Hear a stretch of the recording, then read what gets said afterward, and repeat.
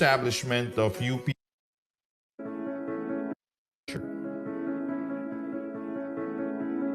at the foot of Mount Makiling, Edwin B. Copeland, together with 7 faculty and 12 students, embarked on the journey to create the UP College of Agriculture, or UPCA. Through its 112 years of existence, the college has produced over 1,000 technologies and variety of plants and animals, 9 national scientists, over 30 outstanding young scientists, and more than 18,000 graduates contributing to agricultural development. UPCA, now College of Agriculture and Food Science, or CAFS, has been continuously contributing to nation building through its instruction, research, and extension function.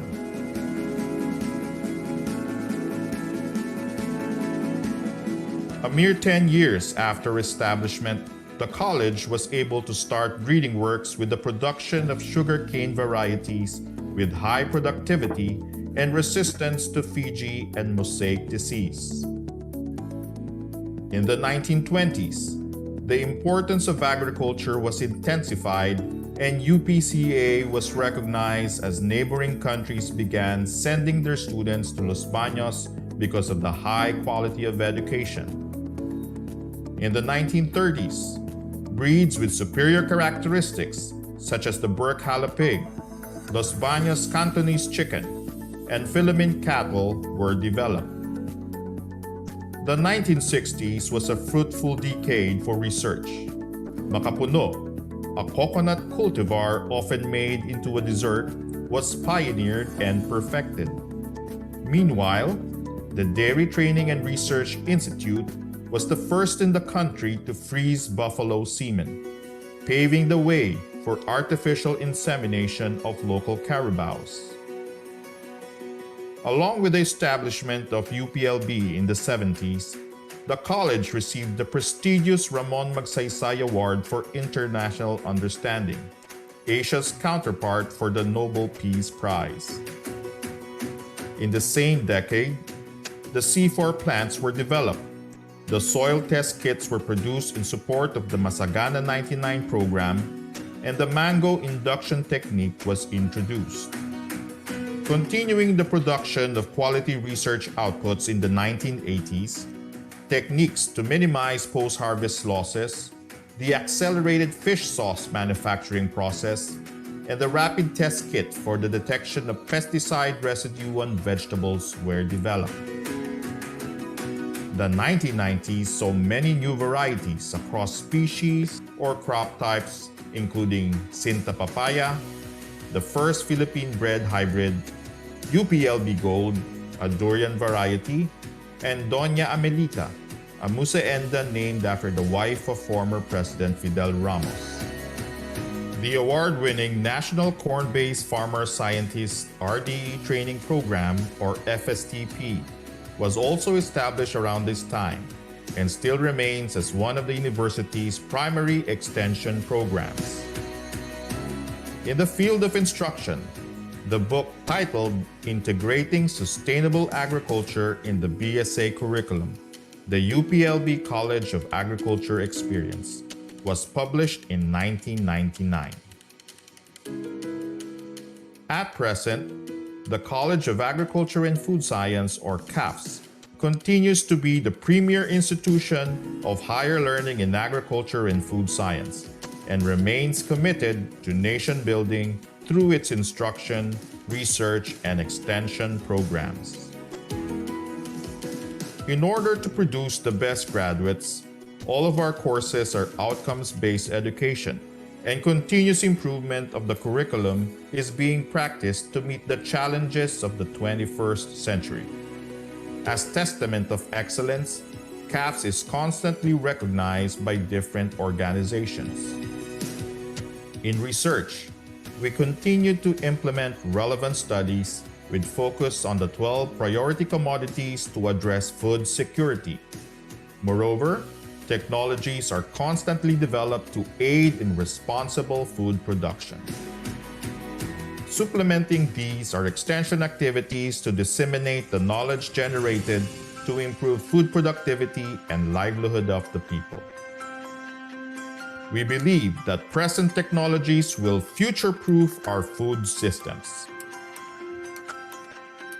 Some of our notable developments are iDetect, Coraginam, Plant Health and Pest Clinic, Pest Management Tools and Techniques, Smarter Pest Identification Technology or SPITech, Snap Hydroponics, Drone Technology, Rapid Immunofilter Assay for Virus Indexing, Nanofertilizers Fertigrow, Hormogrow, Nanobiosensors, Biochar.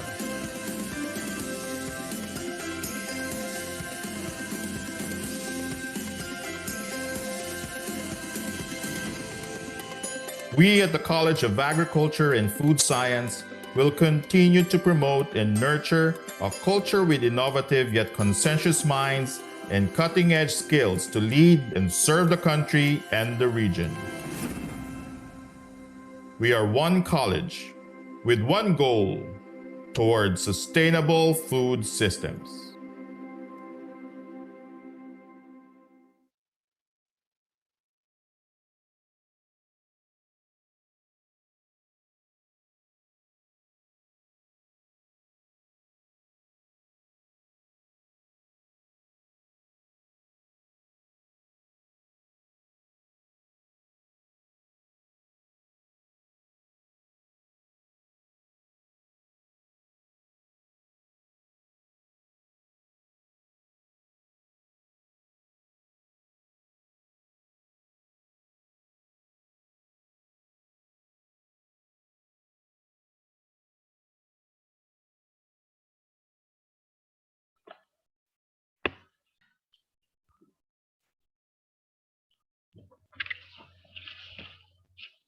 Good morning, everyone. I'm Deng Umalnahan, and I will be your host during this webinar for today. And welcome to the PHTRC's 44th anniversary webinar series, and this is our second installment. We hope that you are all fine out there and join us as we discuss the challenges and opportunities in the post-harvest handling of fruits and vegetables with a featured lecture this morning. To start our program, may we call on Ms. Nirvana Ramos to lead us in opening prayer, and this will be followed by a presentation of the PHTRC story by Ms. Genevieve Casa.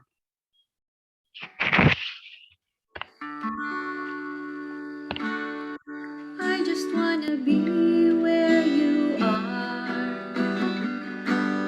treading daily in your presence. I don't wanna worship from afar. Draw me near to where you are.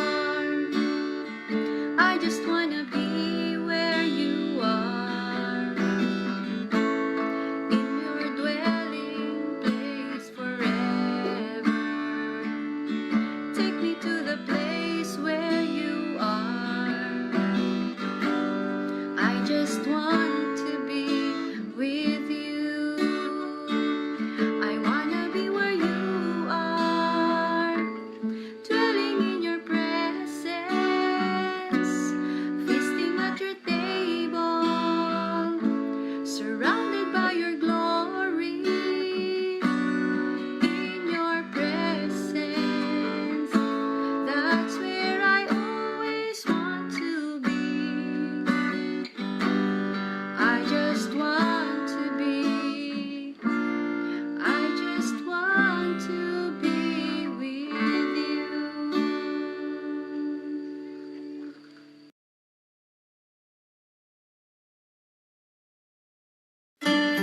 Southeast Asia is predominantly agricultural, but increased production of horticulture crops has not been adequate to meet demand. The main cause is high post-harvest loss. A Philippine survey on selected fruits and vegetables showed that post-harvest losses ranged from 32 to 78% or even higher under unfavorable circumstances such as typhoons and delayed shipment. Post-harvest handling system is the weakest link in the production marketing chain for fresh produce. High post-harvest losses mean less available food and reduced income for farmers and traders. The time, resources, and labor used for production are also wasted. If losses are reduced by 10%, the country could save millions of pesos per year. The present PHTRC without the ASEAN is known simply as PHTRC. Its vision is to be the center of academic and technological excellence on post-harvest science of tropical horticultural crops in the ASEAN region that is internationally connected and industry-oriented. Its mission is to modernize and enhance the global competitiveness of the Philippine horticulture industry through post-harvest systems development and improvement. The center is guided by its three major mandates. Most post-harvest basic researches in the country are done at PHTRC. It covers morphoanatomy, biochemistry, pathology and entomology, post-harvest physiology, biotechnology, engineering studies conducted in collaboration with the Agricultural and Bioprocessing Division of the Institute of Agricultural Engineering, UPLB, and socioeconomics. These basic researches have led to the development of technologies. The PHTRC Extension Program and activities include action research projects and technical assistance to industry. PHTRC also offers summer short courses and regular courses for different industry stakeholders, holds conferences and study tours, participates in various agri-exhibits nationwide. The PHTRC has produced educational materials on post-harvest handling.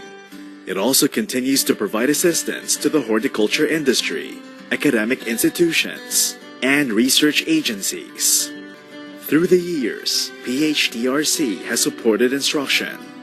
It handles 8 subjects, leading to post-harvest field of specialization that is being offered by the Institute of Crop Science. It also supports instructional activities by initiating courses, publishing teaching materials, and providing its facilities for the courses. Today, the PHTRC continues its research and extension programs towards reducing losses, maintaining quality, and ensuring safety of perishable crops. The PHTRC still faces the challenge of generating more basic information. It has to develop new and better post-harvest technologies and systems. It has to address training needs and strengthen the post-harvest extension delivery system. All these are being done towards a globally competitive horticulture industry.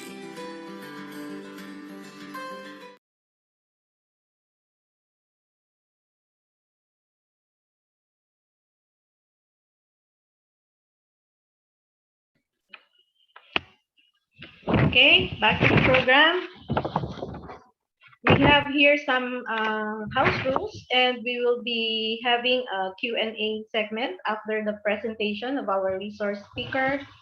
And should you have any questions, please type in this to the Zoom Q&A section or the Facebook comment section. And at the end of the webinar, kindly accomplish the evaluation form for you to receive your e-certificate. Now, let's welcome the Director of the Post-Harvest Horticulture Training and Research Center, Dr. Dormita Del Carmen, as she gives us her opening remarks.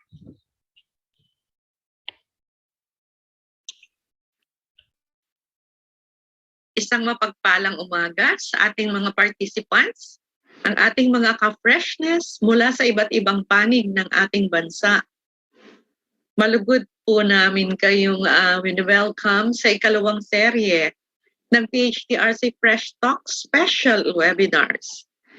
Ito po ay kaugnay ng selebrasyon ng aming ika-44 na founding anniversary at kasabay din ng aming partisipasyon sa selebrasyon ng International Year of Fruits and Vegetables 2021 kung saan ang center ay naitalaga ng DA Philippine Council for Agriculture and Food bilang lead agency partner ngayong buwan ng Oktubre. Ang tema ng ating special webinars ay Perspectives, Challenges, and Opportunities in the Post-Harvest Handling of Fresh Produce during the Pandemic. Isa po sa layunin ng ating seminar na maging venue ng isang multi-sectoral forum para talakayin ang mga issues, problems, and opportunities sa post-harvest handling and marketing of fresh horticultural crops sa gitna ng kasalukuyang sitwasyon dulot ng pandemya.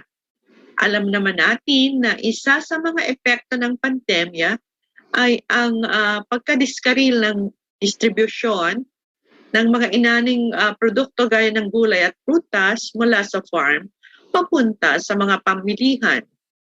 Ito ay nagdudulot ng malaking post-harvest losses kung saan malaki ang nababawas sa kita o minsan nga pagkalugi pa ng ating mga magsasaka, pangangalakal at iba pang negosyanteng involved dito at higit sa lahat, ang kakulangan naman ng sapat na supply ng mga produktong pagkain sa ating mga consumers. Matatalakay din sa webinar series ang mga naging response or coping mechanism at panibagong roles ng mga stakeholders sa fresh produce supply chain. Dagdag dito, maibabahagi din ang iba't ibang uri ng collaborative efforts among government, private sector, academe, local government units, and other sectors of the industry in bridging the gap between farm supply and consumer demand. Sa unang serye noong October 13 ng ating webinar series, ang ating resource person ay mula sa sektor ng academe.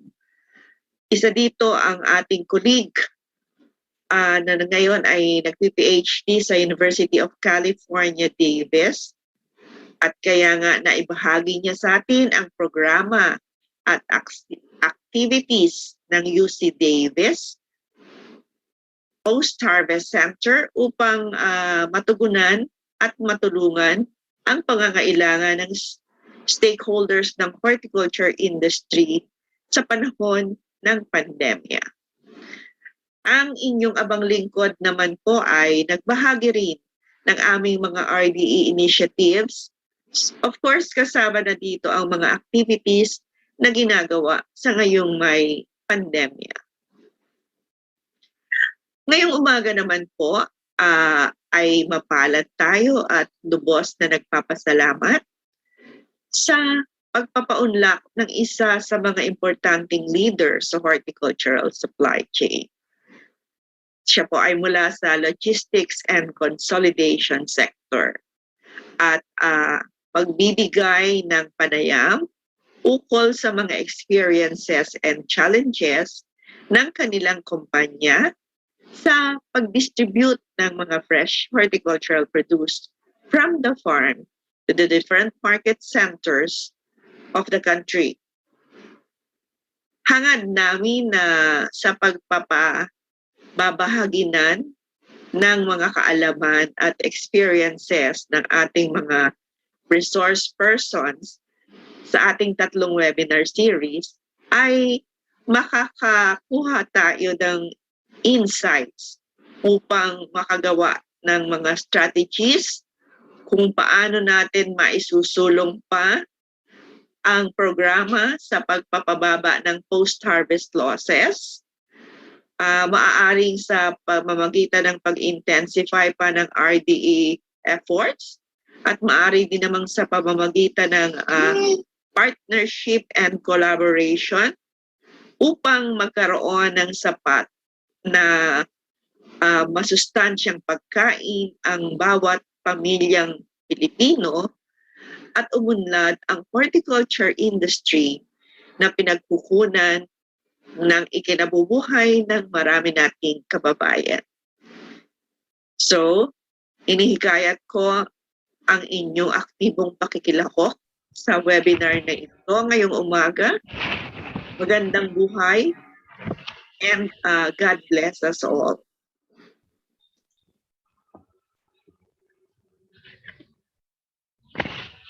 Maraming salamat, Dr. Del Carmen. At this point, we move on sa ating pangalawang tagapagsalita.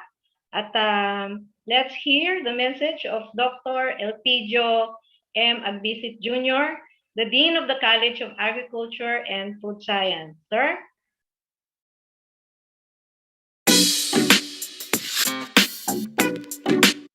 To Dr. Dermita Del Carmen, Director of the Post-Harvest Horticulture Training and Research Center, to the movers and shakers of PHTRC, to our guests, participants of today's webinar, to all our ka-freshness, a refreshing, and a blessed morning to all.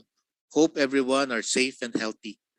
On behalf of the College of Agriculture and Food Science, I wish to welcome you in the second day of the webinar series, Perspective, Challenges, and Opportunities in the Post-Harvest Handling of Fresh Produce During the Pandemic. Today's webinar aims to highlight the experiences of the industry, the producers, suppliers, and consolidators in bringing the produce from market to table. I've seen the news lately that tomatoes are being dumped in Benguet because of problems in bringing these producers to the market due to restrictions caused by the pandemic. Through this webinar, may we be able to have answers to these problems and bridge the gap between producers and consumers. May we also learn from the experiences of one another to be able to ensure that there will be always fresh and affordable produce for every Filipino. This is a good avenue on how to prolong shelf life of produce, in a way minimizing the loss financially both of our farmers, suppliers, and consolidators. This is to ensure, of course, sustainable consumption and production patterns in response to SDG 12, and that is responsible consumption and production. After all, more than 4.2 million families in the country are still experiencing hunger this 2021, an increase of 0.8 from the previous 16% in November of 2020, in a span of only 6 months due to existing COVID-19 pandemic. To our dear industry partners, our partners in forerunning Philippine agriculture, may you continue to support us and help us in helping our farmers and ensuring that there will always be food on the table for every Filipino family. Together, let us achieve zero hunger for the Philippines. Thank you very much, and may all our dreams come true. Hiraya Manawari to everyone.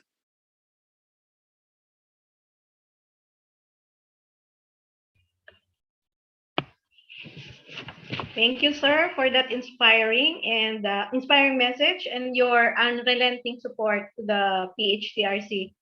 At this point, we would like to give you an overview of the webinar today. So much has been said a while ago, and so we'll just relate to you that this is supposed to be a just a one day anniversary presentation, but because of the different sectors that we would like to highlight during the celebration, we opted for a 3 day. So not once, but thrice in a row yung ating webinar. And for this morning, we will be featuring, as Dr. Del Carmen told us, we will be featuring the logistics sector this time. Next week, we will have the producer supplier representative, and then we will be having officials from the Department of Agriculture, Agricultural Marketing Assistance Services team to discuss the Kadiwa, the government's Kadiwa project, which was very active and operationalized especially during the pandemic. So I think that will be all for the webinar. After the discussion, there will be an open forum, and we would like to engage everyone to write down your comments, your questions in the Q&A box for the those in Zoom, and for those in Facebook and YouTube. You can just put in your comments at the comment section. And we're looking forward to very engaging and very participative open forum. So here's looking forward to a fruitful and vegetable full session, and it's all be anong sabi nga ni Sir kanina, maganda po, maging maganda po tayong lahat ngayong umaga. And before we finally go to the final lecture, we would like to call on Ms. Wela Absulio Morales, Assistant to the Director of the PHTRC, to introduce our special guest speaker this morning.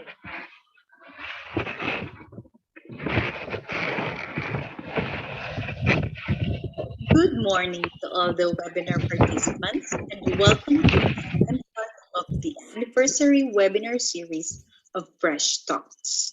Today, we are very fortunate to hear and learn from a training consultant and motivational speaker about his experience as a consolidator logistics provider in the fresh produce industry.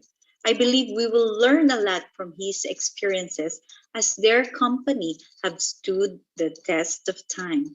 Without further ado, allow me to introduce our speaker. Our speaker, as mentioned, is a training consultant and motivational speaker since 1986. He has been working for more than 35 years as he has graduated at the age of 19 from DLSU. He is a former consultant of Bureau of Customs. And collectively, he has 18 years of experience in the telecom industry and the only person to have headed customer care for 3 major telcos. Vice President of Customer Care for Smart Communications Incorporated and Sun Cellular. AVP for Customer Service at Globe Telecom. He also has 10 years of experience in logistics and supply chain management. As the former VP for Sales of FedEx Express Philippines, former VP for Marketing that launched the Air 21 brand. He was also the former president of Air Freight 2100 Incorporated or Air 21 and Dynamic Outsource Solutions Incorporated.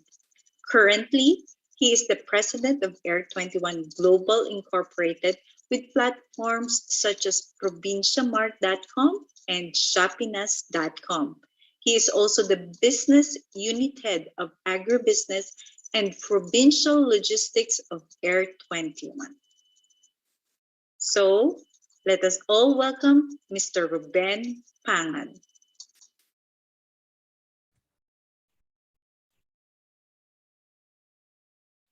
Good morning, everyone. Kamusta po kayo?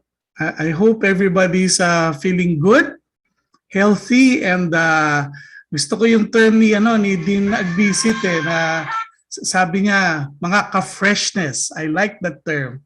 So, let me greet you again. Good morning, mga ka-freshness. Yan. Well, thank you so much for the PHTRC for inviting me. Actually, I am the one who is privileged to be with you this morning. I see participants all the way from Palawan, Davao, all over the country, and it's very warming to the heart to know that there's so many people who are interested or who are involved in ensuring that there is food security for our people. Okay, alam niyo naman, sabi nga nila, mawala na ang lahat. Mawala ang kuryente, mawala ang internet, mawala lahat. Wag lang po mawala ang pagkain. Because that is basically one of the things that we need for us to survive. Okay, it's water than food, right? These are the things that we need. Now, There's so many things I want to share with you, but I'd like to just do a short presentation, and then let me give you an idea of what's happening as far as the logistics sector of agribusiness is doing, and logistics in the Philippines in general. And then from there, I'd like to spend most of the time answering questions that you may have. Right? Let me share my screen. There you go. I hope can everybody see it? I hope everybody is okay. Is it clear? Yes Okay. po. Yan, salamat po. Thank you, Dr. Del Carmen. And napakakuan. Oh, si Dr. Del Carmen in her intro, no, hit so many aspects that is plaguing us right now. While we spend a lot of time talking about how do we, shall we say, how do we make sure that we have the right technology for harvesting, for growing our produce, sometimes we forget from the farm, we also have to bring it to the table of our consumers. Right? Minsan nakakalimutan natin yun no? Na okay, maganda yung produce natin, yung ating harvest, maganda, good quality, good quantity, but how do we bring it to our consumers? How do we bring it to our countrymen? Yan po ang pag-uusapan natin sa araw na to. Right? Okay, just some fast facts about our company, no? Actually, yung pong company namin, ang Air 21 Global, kami po yung lolo ng mga e-commerce, no? Yan, yung mga Lazada, Shopee, Zalora. Nauna po kami since 2010 po ay nag-e-commerce na po. Hindi pa uso. Okay? Pinapauso po namin, nandito na po kami sa e-commerce. We operate 2 sites, sabi nga po ng ating host. No? We operate shopinas.com and provinciamart.com. Kami din po ang first wholly integrated e-commerce platform. Ano ibig sabihin to? Meron po kaming, we will provide you with an online storefront, meron tayong payment gateway, and then meron tayong delivery, which is the most important and what we will discuss this morning. And we are also in partnership with the Department of Trade and Industry and the Department of Science and Technology. Okay? Yan. Okay, ito po ang aming sa mga ang provinciamart.com, no, helping farmers and consumers. Ang tagline po namin ay from harvest to home. Yan. So hindi lang po natin pag-uusapan ang ating harvest, pero paano po natin ito dadalhin sa mga hapagkainan ng ating mga kababayan. Okay?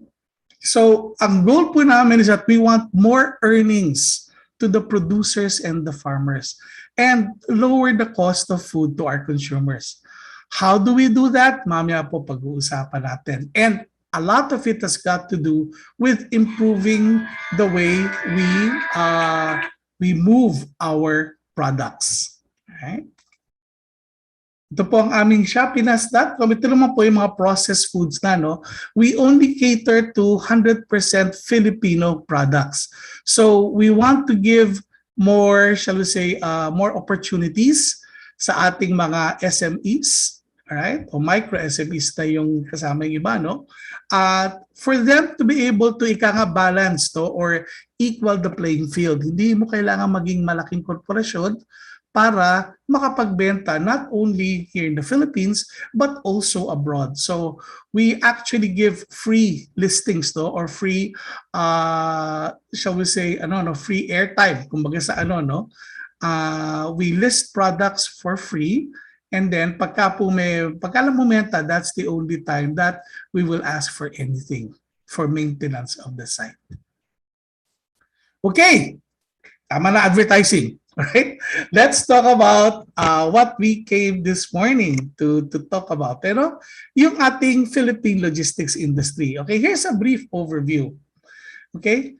Ang uso-uso ngayon, last mile. Ayan, yung delivering last mile.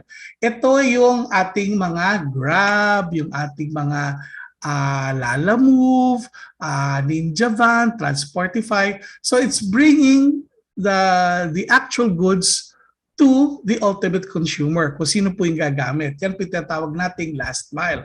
And this is brought about by, because of e-commerce. Alright? Just a little bit of trivia. Alam niyo, yung e-commerce, kaya po nag-boom yan. It's basically because of what we call the de minimis law. Dati po kasi, as you know, I was a consultant at the Bureau of Customs. Dati po kasi, anything above 50 pesos, taxable yan. Okay? So, pagka magpasok ka, let's say, ng isang, kunyari, cellphone stand o yung ating ring light, tama-tama, sa ating mga online seminars, may tax po dapat yan. Kaya lumalaki, tumataas ngayon yung presyo ng bilihin. Now, because of the efforts of Congress and also ng aming boss, ang aming chairman, former Customs Commissioner Alberto D. Lina, who is also from Laguna, by the way. Okay? Yun, napaano po nila, napataas nila yung taxable, shall we say, yung pinaka-taxable na amount. From 50 pesos, naging 200 pesos per shipment. So, as long as the item is less than 10,000 pesos at imported yan, tax-free po yan pumapasok. So, ayun. Yan na, nagsulputan na yung mga nabibili natin sa mga Shopee, Lazada, etc. Okay? Now, also, ang latest trends ngayon, yung pong ating mga malalaking companies, especially mga food, and be it cooked food, yung mga fast food joints or yung mga food manufacturers, they are now actually outsourcing a lot of their key functions from distribution and tracking. So a lot of them po, hindi na sila bumibili ng sariling truck, ina-outsource na lang. Okay? To companies like Air 21. Yung warehousing, okay? Because of technology at yung mga makabagong inventory management procedures and systems, they can now monitor whether it be manufactured goods, medicines, dry goods, etc., or even fresh produce. You can now monitor all of this from your desktop. At iba na po ang gumagawa ng trabaho. Then you just manage to the reports that you get on a daily or sometimes even on an hourly basis. Okay? Yan po yung pangatlo. Suppliers can now remotely control inventory movement because of technology. So, cellphone lang, from your own cellphone, makikita natin kung nasa na ang ating mga produkto, nasa na yung delivery van, anong stage na po ng production meron tayo. And then, even outlying provinces, right? Kahit na yung mga kababayan natin from the far reaches of Luzon, di ba? From Batanes, Jolo, for Mindanao, Abra, and all of these other provinces, lahat po sila may access na to anything and everything. Okay? Because of the internet. They can just order from their phone at madadala po yan by companies like Air 21. Okay? Ngayon, ito lang po ang masakit nito. With all of these advancements, with all of this technology, ito pong food logistics natin has remained the same for the past 15 years at least. So wala po tayo masyadong, shall we say, advancement eh. Sabi nga ni kanina, ni Dean, tomatoes, kasi sumobra ang harvest, tinatapon. Imagine, ang dami po nagugutong nating kababayan, tinatapon ng pagkain. Alright? Or kaya, mga farmers natin, naghirap ng ilang buwan to grow all of these fruits and vegetables. So what happens? Isang bagyo, isang ulan, alright? They have to sell or they have to harvest prematurely, so they sell it ng palugi. Alright? Because, saan nila, pag hinarvest, saan nila dadalhin, di ba? Wala naman tayong cold storage facilities specifically for fresh produce. Wala naman po tayong means to bring this to the market in temperature-controlled environments. Right? Most of the produce that we get, especially here in Metro Manila, coming from the provinces, they're still transported the same way. Yung po mga converted jeepneys, 30-year-old jeepneys na malalaki, at yung mga elf truck na exposed, yung taas. Okay? So yun pong sad state ng ating logistics sa ngayon. And why is this happening? Right? According to the Philippine Multimodal Transportation and Logistics Industry Roadmap, this was done in 2016, okay, by the Institute of Development and Econometric Analysis Incorporated, or IDEA. All right, these are the problems of the Philippine logistics industry. Poor infrastructure. All right, yung pong ating mga spending on infrastructure, it is more of building roads so that more cars will be able to travel within urban centers. But how much technology, how much money has been spent on building farm-to-market roads? Okay? Sasabihin nyo, hindi, matagal na ho yan, marami na ho yan. Pero ang problema ho, a lot of these farm-to-market roads, sometimes sabi nga nila, di ba, may daan, walang pupuntahan. Alright? Or kaya piling-pili yung mga barangay na dadaanan, yung mga kakampi, sige, meron silang kalsada. Yung mga hindi kakampi ay wag-wag, bawal yan. Okay? Yun, yun ang nagiging problema natin. There is no national master plan. Whatever we're doing right now, as far as infrastructure is concerned, everything is knee-jerk. Okay? Okay, ano ba maganda? Sabi ng tao, maraming traffic. Sige, gawa tayo ng overpass. Sabi nila, matagal daw ang biyahe papuntang Baguio pag nagbabakasyon. Sige, gawa tayo ng extension. Ganun eh, 'di ba? Kung ano yung popular eh. Kung ano yung gusto ng tao without necessarily looking at what does the country need, okay? What do our farmers need? What do our producers need? What do the logistics players need? Wala pong master plan eh, okay? Kung ano lang maisipan, kung ano mag-propose, o sige, game, gano'n na lang. Now, there's no one central coordinating agency. Yes, meron tayong DOTR, Department of Transportation, but they will only look at transportation. Okay? There is the DTI, di ba? Trade and Industry, meron tayong Department of Agriculture. Ang dami po nating agencies supposedly looking at all of the needs of different sectors. But who is coordinating, or sabi nga nila, sino yung nagkukumpas? Pagdating sa from produce or what needs to be produced and bringing it to the market. Kaya po naghahari ngayon sa post-harvest activities are the middlemen. Kaya po nagmamahal yung binibili natin sa farmers ng 25 pesos per kilo, binibenta sa palengke at supermarket ng 120 pesos per kilo. Bakit? There are 5 to 7 middlemen involved. Kaya nagmamahal.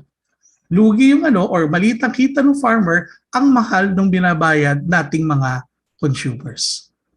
Yan ang kalakaran ngayon. Siguro, sabi na, pwede natin sabihin na kahit kaya ganitong sistema natin, mas maraming kumikita sa gitna. Kaya ayaw nilang ayusin to. Okay? Now, unclear, confusing, and sometimes conflicting and outdated government regulations. Ngayon pong pandemya, ano nangyayari? Kanya-kanyang border control, kanya-kanyang requirements. Sabi, unimpeded dapat pagdating sa pagkain at essential goods. Hinaharang pa rin po kami hanggang ngayon. Hinahanapan ng RT-PCR ang aming mga drivers kahit na nasa loob lang sila ng van. Okay? So, yun parang hindi nag-uusap-usap minsan yung iba nating mga officials, kaya nagkakaroon tayo ng conflict, nagkakaroon tayo ng issues. Huwag na po natin pag-usapan ito susunod, alam na po natin to, no? Yung red tape that at times lead to corruption. Di ba? Bakit mas mura ang mga produce galing China and Thailand kaysa galing Mindanao at Visayas? Di ba? Hindi dapat di ba? Bakit ganoon, di ba? Bakit mas mahirap magdala ng mga ani galing Mindanao kaysa mag-import from Vietnam, Thailand, and what have you? Di ba? Alam niyo na sagot dyan, wag na natin pag-usapan yan. And then yung lack of national skills training program on logistics, both for new hires and industry professionals. Actually, I'm very happy that we have institutions like the PHTRC that trains producers, di ba? That gives new technology to people doing the harvest. Ang problema, wala po tayong counterpart pagdating sa logistics industry on how to handle yung pong pinaghirapan na harvest natin. How do we handle this? Ano ba dapat klima? Ano ba dapat talalagyan nila when we bring it to the market? Okay? Wala po tayong ganong skills program. And in fact, mag-advertise na ako ng konti. Naghahanap actually ako ng food scientist for provinciamart.com at para turuan kami. We know a little bit. Okay, and I'll show it to you later, about handling of food, but I know that we can do better. And hopefully, PHTRC can help us with this. Okay, now we talk about itong pandemic, COVID-19. Ano pa mga additional challenges that we faced na gano'n kay COVID-19, So yun nga, at the start, nagkaroon restricted movement of goods in inter-province. Mas matindi po yung lack of flights and shipping schedules. Dati po namimili kami sa nating sasakay to. Is it usually produce, sinasakay namin first flight out. Okay? Coming to Manila or going out, we usually do that. Now, medyo limited kami. Okay? Kasi nga, hindi pa regular lahat ng flights. Hundreds of flights have been canceled by all airlines. Although, nagsisimula na siya mag-open up ulit, but still it is still far from what it used to be. Shipping schedules, 'di ba, yung ating mga barko, okay? Hindi rin sasabihin laalis ng Monday, umaalis Wednesday kasi iniipon pa. Yun, nagiging issue yun. Lack of updated and modern equipment. Ito yung sinasabi ko, 'di ba? Hanggang ngayon, bakit ba yung World War II jeepneys pa rin na ginagamit natin? Okay? 27% of all produce that is brought to Manila from Luzon pa lang to, hindi pa natin pinag-usapan dito yung galing Vismin. But 27% actually go to waste. In fact, when we talk to some industry experts, ang nangyayari dyan, yung bottom layer, okay, kunyari, for example, let's talk about tomatoes. Pag tinatransport po yan, yung bottom layer, ayan, yun yung pangsapin. So, kunyari, sabihin natin, kung isang truck yan, mga 5 to 10 kilos, pangsapin. Tapos, lalagay yung the rest, yung main load. Sa taas, you have another maybe 3 to 4 kilos para wag tamaan ng dust, ng sunlight, and whatever. Pagdating po sa bagsakan or wherever is the final destination of this produce, yung pong bottom layer and top layer, usually yan either tinatapon or binibenta sa talipapa at bagsak presyo. Right? So, napapakinabangan lang yung loob, yung gitna. Kasi na-cushion sila by the bottom layer and the top layer. That is the current practice. Okay? Kasi nga, ang mga truck natin, wala. They're just yung panghakot ng buhangin na elf. O yun din ang pag-transport ng ating gulay. Yung pong ating mga aside from the GTs, yung mga malalaking truck na pinagta-transport ng dry goods na exposed elements, talagyan lang ng lona, yun. Yun na ang ating pag-transport ng ating mga produce. There is increased cost of operations due to additional safety, okay, and health protocols. So, ngayon po, ang mga drivers namin, kailangan every time babiyahe, every 3 days, ina-RT-PCR test natin. Tapos, kailangan yung buong truck, di ba, sinasanitize. We have to give them safety equipment, no? At pati yung mga hand sanitizers, etc. Ayun, additional cost po natin yan. Inconsistent and unpredictable government policies and regulations. Okay, anong alert level tayo ngayon? Alert level 3. Okay, nakaplano na kami. rota, scheduling, load, etc.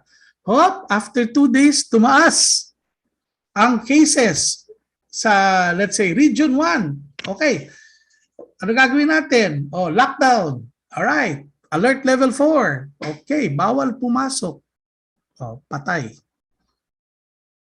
Yun nagkakaproblema. Walang parang parang walang planning kung every 2 weeks. So we have to do our planning every 2 weeks. Ano ba alert level na tayo? Ano na ba mangyayari? Di ba? Pwede na bang pumasok sa ganito? Okay. Buti pa ho yung bagyo Na-anticipate namin may dadating na bagyo. O ano saan tayo dadaan? Yun naayos Pero yung pong alert level ng COVID, hindi ho namin ma-predict Kaya minsan yung schedules namin nagugulo. Ayan, tumataas po ang transportation cost natin. And of course, ayan po, reduced volume, marami pa rin po, sabi nga ni Dean kanina, marami pa rin nagugutom Pero yung mga orders, kasi po, yung mga restaurants natin, yung mga fast foods, syempre, nagtitipid na rin ng konti, they only get what they need. Ayun, nagre-reduce po yung volume natin kasi marami rin nagsasara. Yun po ang masakit na plight ng ating bansa. Okay? But all is not lost, mga kababayan. I mean, hindi tayo rito para maging depressed. Okay? There is light at the end of the tunnel. Okay? Lahat naman tayo nananalig sa Diyos. Alam naman natin, magtatapos din to. But we will never go back to normal. Ayan po dapat natin tanggapin. There's no such thing as back to normal. We are now going to the next normal. Ano po ba yung next normal? We have to adjust because the pandemic will be here. Para pong para yung trangkaso, di ba? Ang trangkaso, ilang daang taon nang nandito sa atin, meron lang bakuna. At yan po nangyayari sa atin yan. Nagbabakunahan pa tayo. But COVID-19, ayan, di ba? Nagkakaroon pa ng different variants. It is here to stay.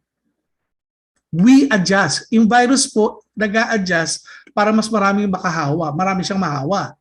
Dapat tayo rin, nag-a-adjust din tayo para wag tayong mahawa at tuloy-tuloy po ang ating pagnenegosyo. Okay? So, how do we do that? Ano po ang mga opportunities that we have to make things better pagdating po sa pag-transport ng ating food and to ensure food security for our country? Okay.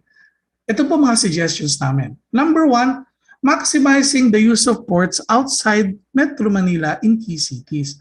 Bakit pa tayo nagsisiksikan sa NAIA?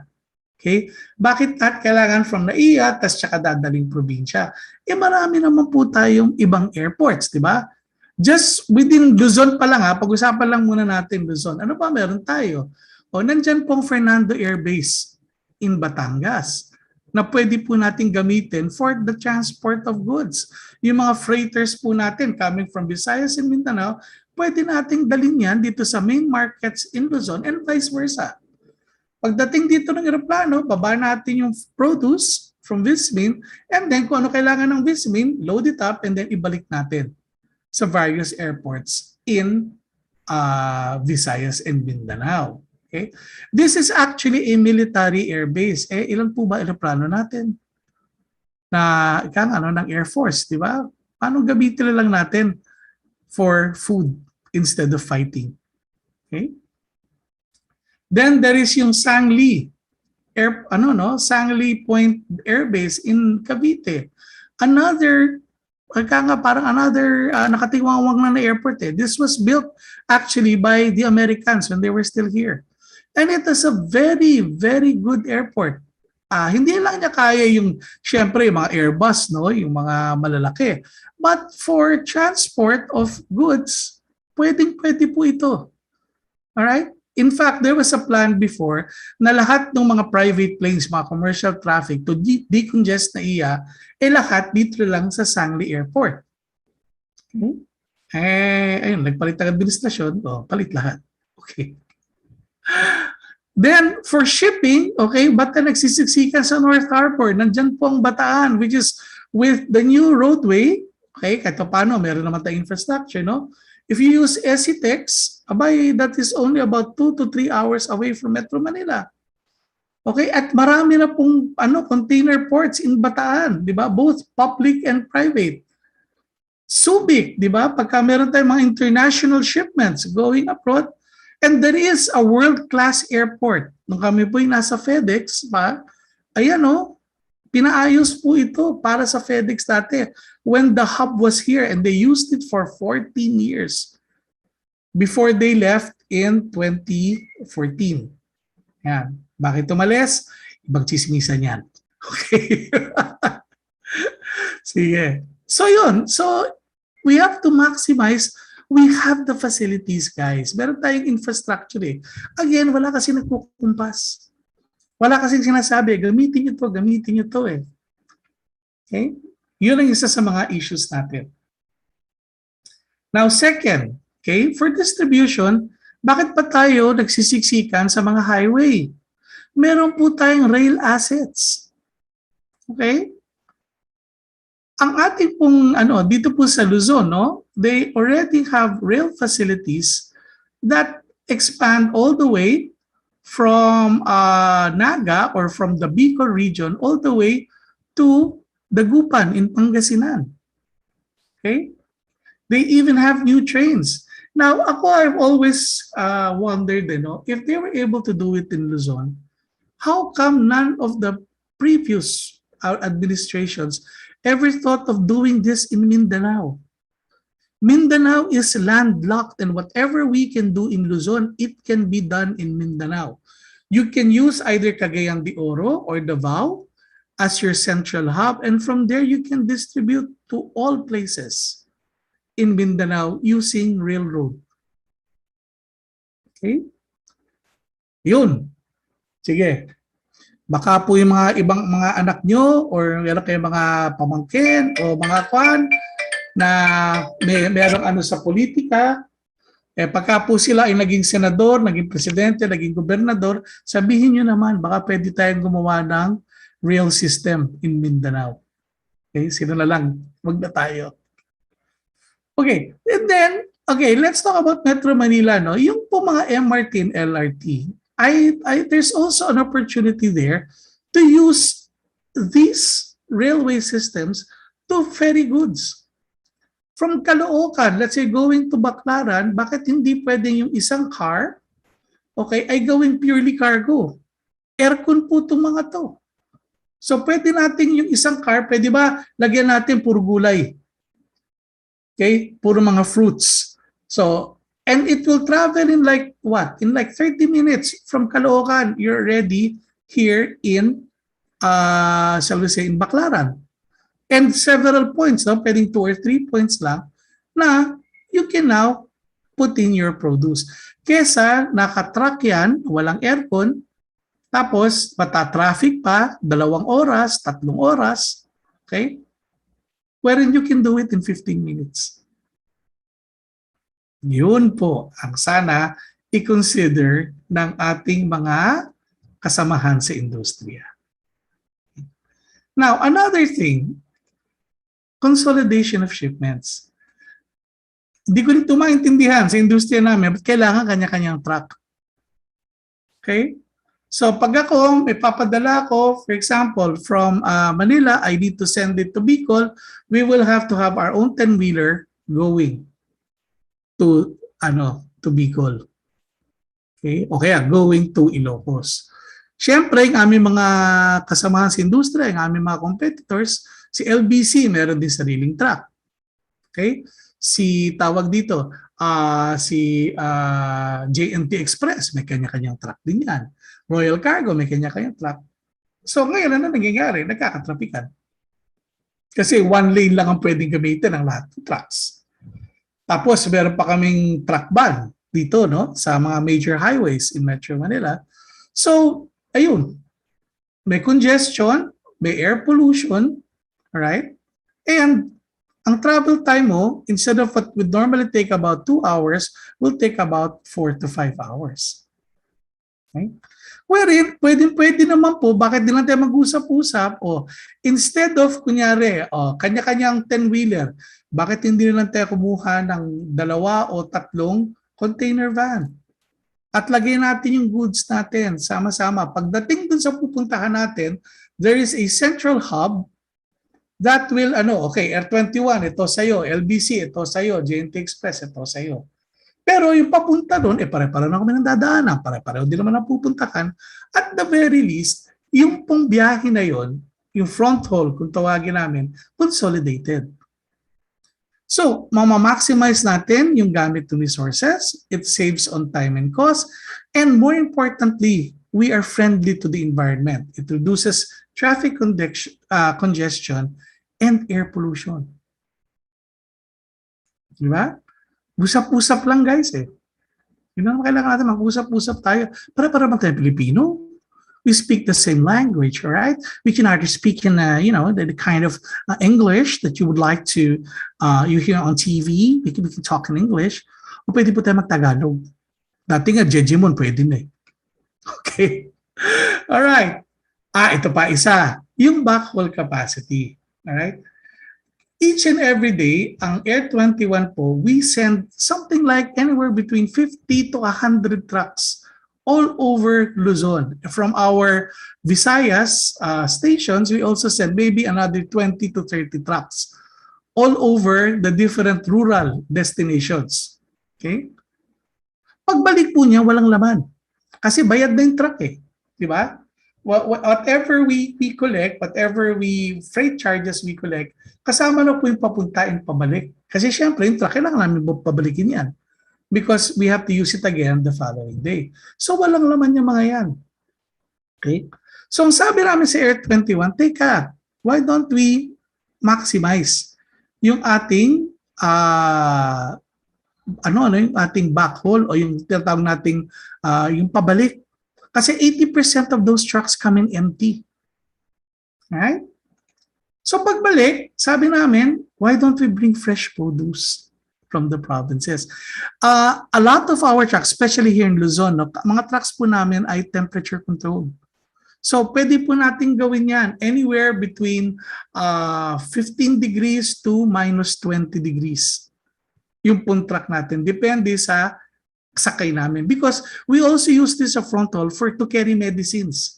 Nagsusupply din po kasi kami ng mga medicines from the manufacturers, distributors. We provide their trucking needs. So pagbalik niyan, pwede po natin gamitin yan for fresh produce. So we maximize the use of the trucks coming back. We reduce the number of trucks again using the road. And yung pong cost sa producer and forwarder, kesa magre-renta ka ng sarili mong truck, sarili mong jeep, or whatever, to transport your goods, I can give it to you at 50% of the cost. Not temperature controlled pa. Kasi bayad na yung truck ko eh. Di ba? Kailangan ko lang i-cover yung pambayad ko dun sa gasolina, sa toll fees, sa driver. Tsaka konting maintenance.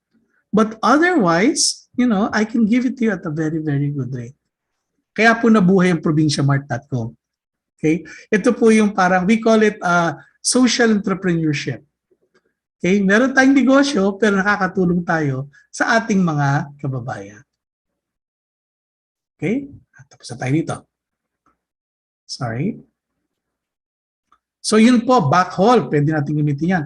And then, ang dami-dami pong technology, di ba?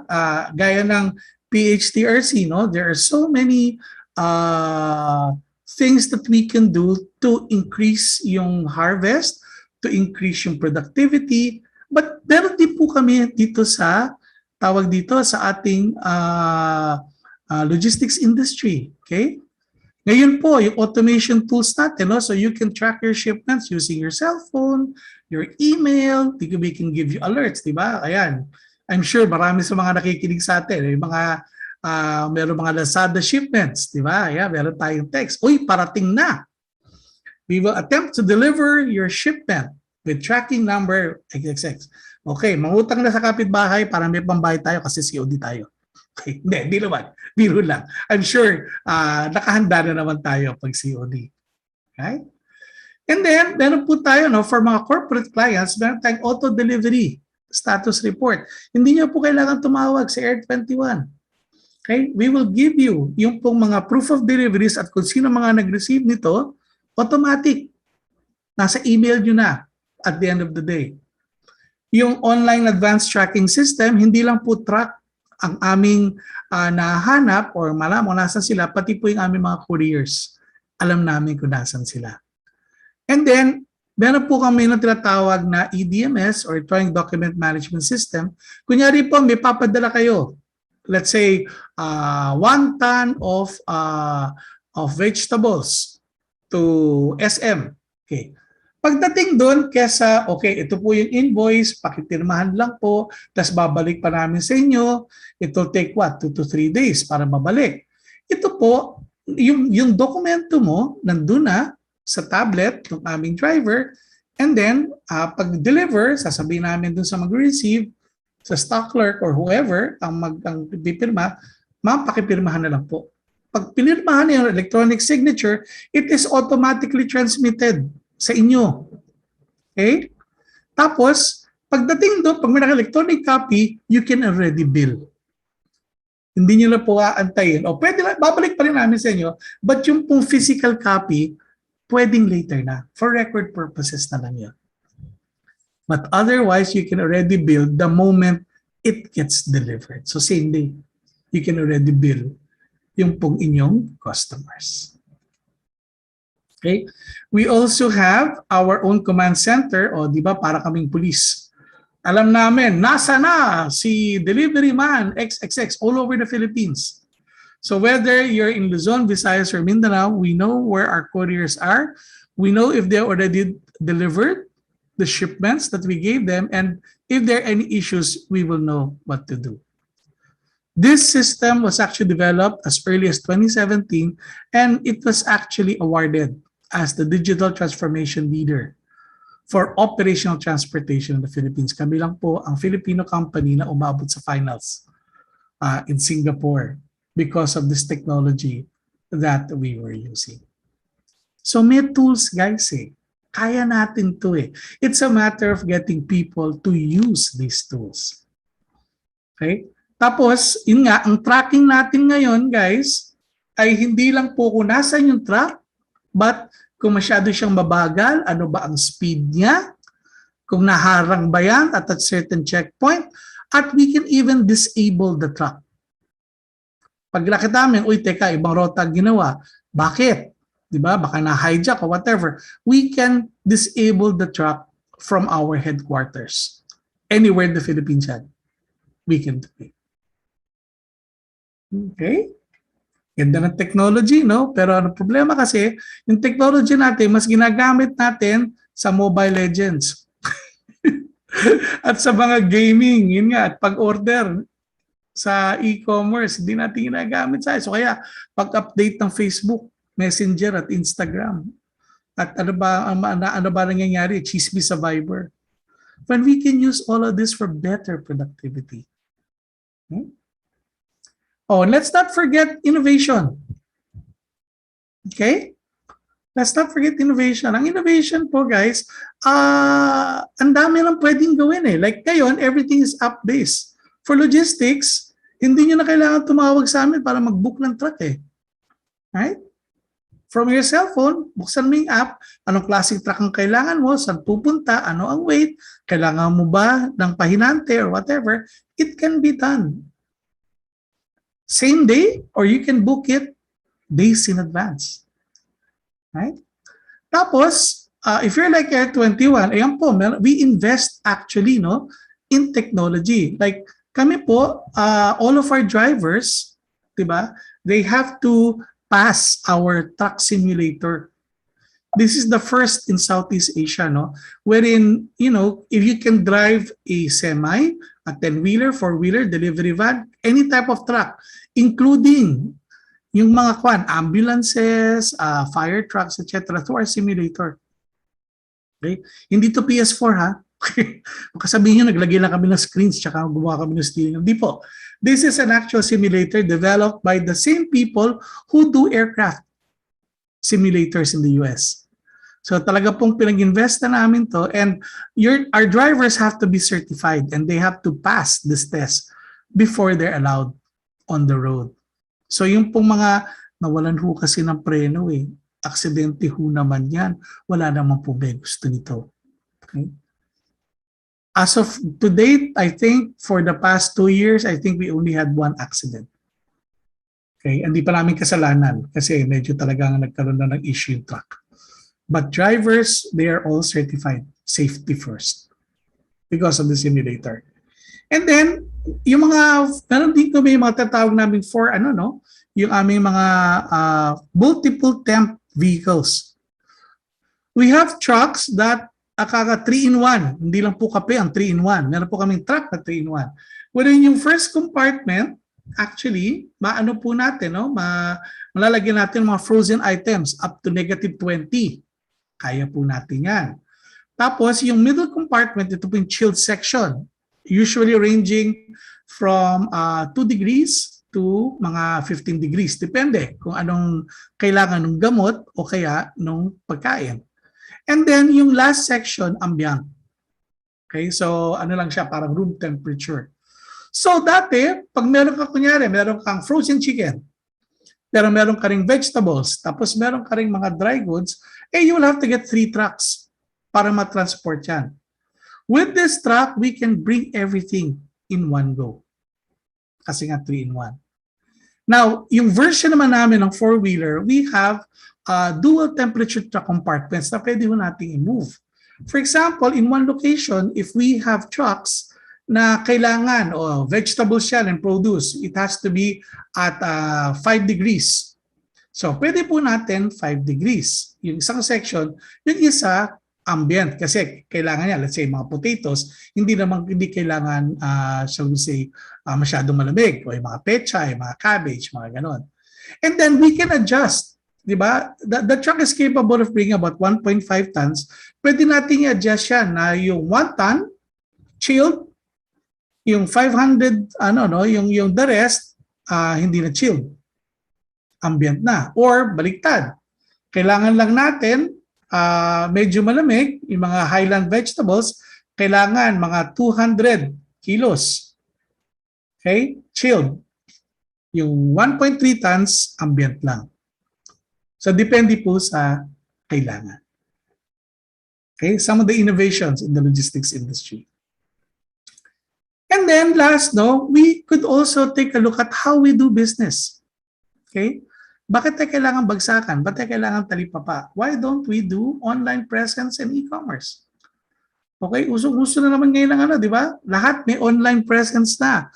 So, bakit ang gulay? Ang ating fruits, bakit din tayo magbenta ng online? I think they're already doing it. Nakikita ko na sa Lazada, sa Shopee, may na po tayo nagbebenta ng fresh produce. Ang kailangan lang po natin sa e-commerce, yun nga, gaya na sinabi ko kanina, may online support, yung online store natin, di ba? Kung ano yung parang look and feel ng store. Meron tayong method or way to capture payments. Okay?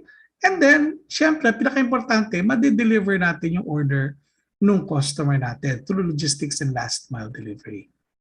Okay? Ayan po, ito po yung ating Shopee Nas. So pag order kayo, we will give you your online store for free. And then we can accept your payments through Paymaya, to Dragon Pay, Visa, MasterCard, and then di-deliver na po natin through Air21. Ayan po yung mga partners namin with DTI and DOST. Ayan. So yan po ba opportunities natin that we have in the logistics business. Okay? Now, even during pandemic, during COVID, meron po rin tayong opportunities. Gaya nga ng sinabi ko, marami na po tayong methods of selling online. Mayroon na pong acceptance. Dati ayaw walang tiwala pag e-commerce. Pero ngayon, sanay na. So, we can use this medium or this avenue to sell produce. And we now have the technology because of yung fintech or financial technology to accept payment. And we now have more last mile delivery companies to assist you. So, gaya po, masakit man, pero nung COVID, marami tayong mga kababayan na nawalan ng trabaho, especially those in industries abroad, no, sa tourism industry. So they have now become MSMEs, no, micro, small, and medium enterprises that start their own business. Okay? Usually online, pati po barbecue, pichi-pichi. Okay? Pwede lang bilhin yan online. There's a rising demand for B2B, B2C, and C2C. No? Yung pong B2C, business to consumers. And then yung consumers to consumers. Diba? Pwede na po yan because of the advances in technology and in logistics. Now also, companies are concentrating in their core businesses. So marami na pong ina-outsource na lang. So if you're a logistics company, or kaya in your particular province, kumuha lang kayo na 5 motor. 5 magde-deliver. Okay? Ang ginagawa po namin, like us, we will appoint you as an agent. So dun sa barangay nyo, kung meron kang, o kaya dun sa town nyo, if you can do our deliveries for us, we will pay you. Kunin nyo lang yung mga kapitbahay, pinsan, pamangkin, etc. Di ba? Na merong motor. O kaya bilhin nyo ng motor. Magkano lang motor ngayon, di ba? 15, 20,000, meron na. Sila magde-deliver. So you become part of the logistics industry. And ito po pinaka gusto namin, our main topic for today, yung food security. We have to work together to make sure that we are secure in our food. Okay? Let me just give you one final example on how we can work together. Okay? Ito po nangyayari ngayon, di ba? Alam natin to. So, yung farmers, mangungutang, merong konting lupa, magtatanim. Siyempre, pagdating nung meron na silang kausap, yung bibili, usually sila yung nagpautang eh. Okay? Para meron silang plan, parang gano'n. Tapos yan, okay, yung mismong wholesaler o kung sino yung bumibili, okay, ayan na, papasok na ngayon yung mga middlemen. Okay? From one hand to another, etc. Ayun. So, nagkapatong-patong na. Ang liit ng binayad sa farmer, pero ang laki ng kinikita ng mga middlemen.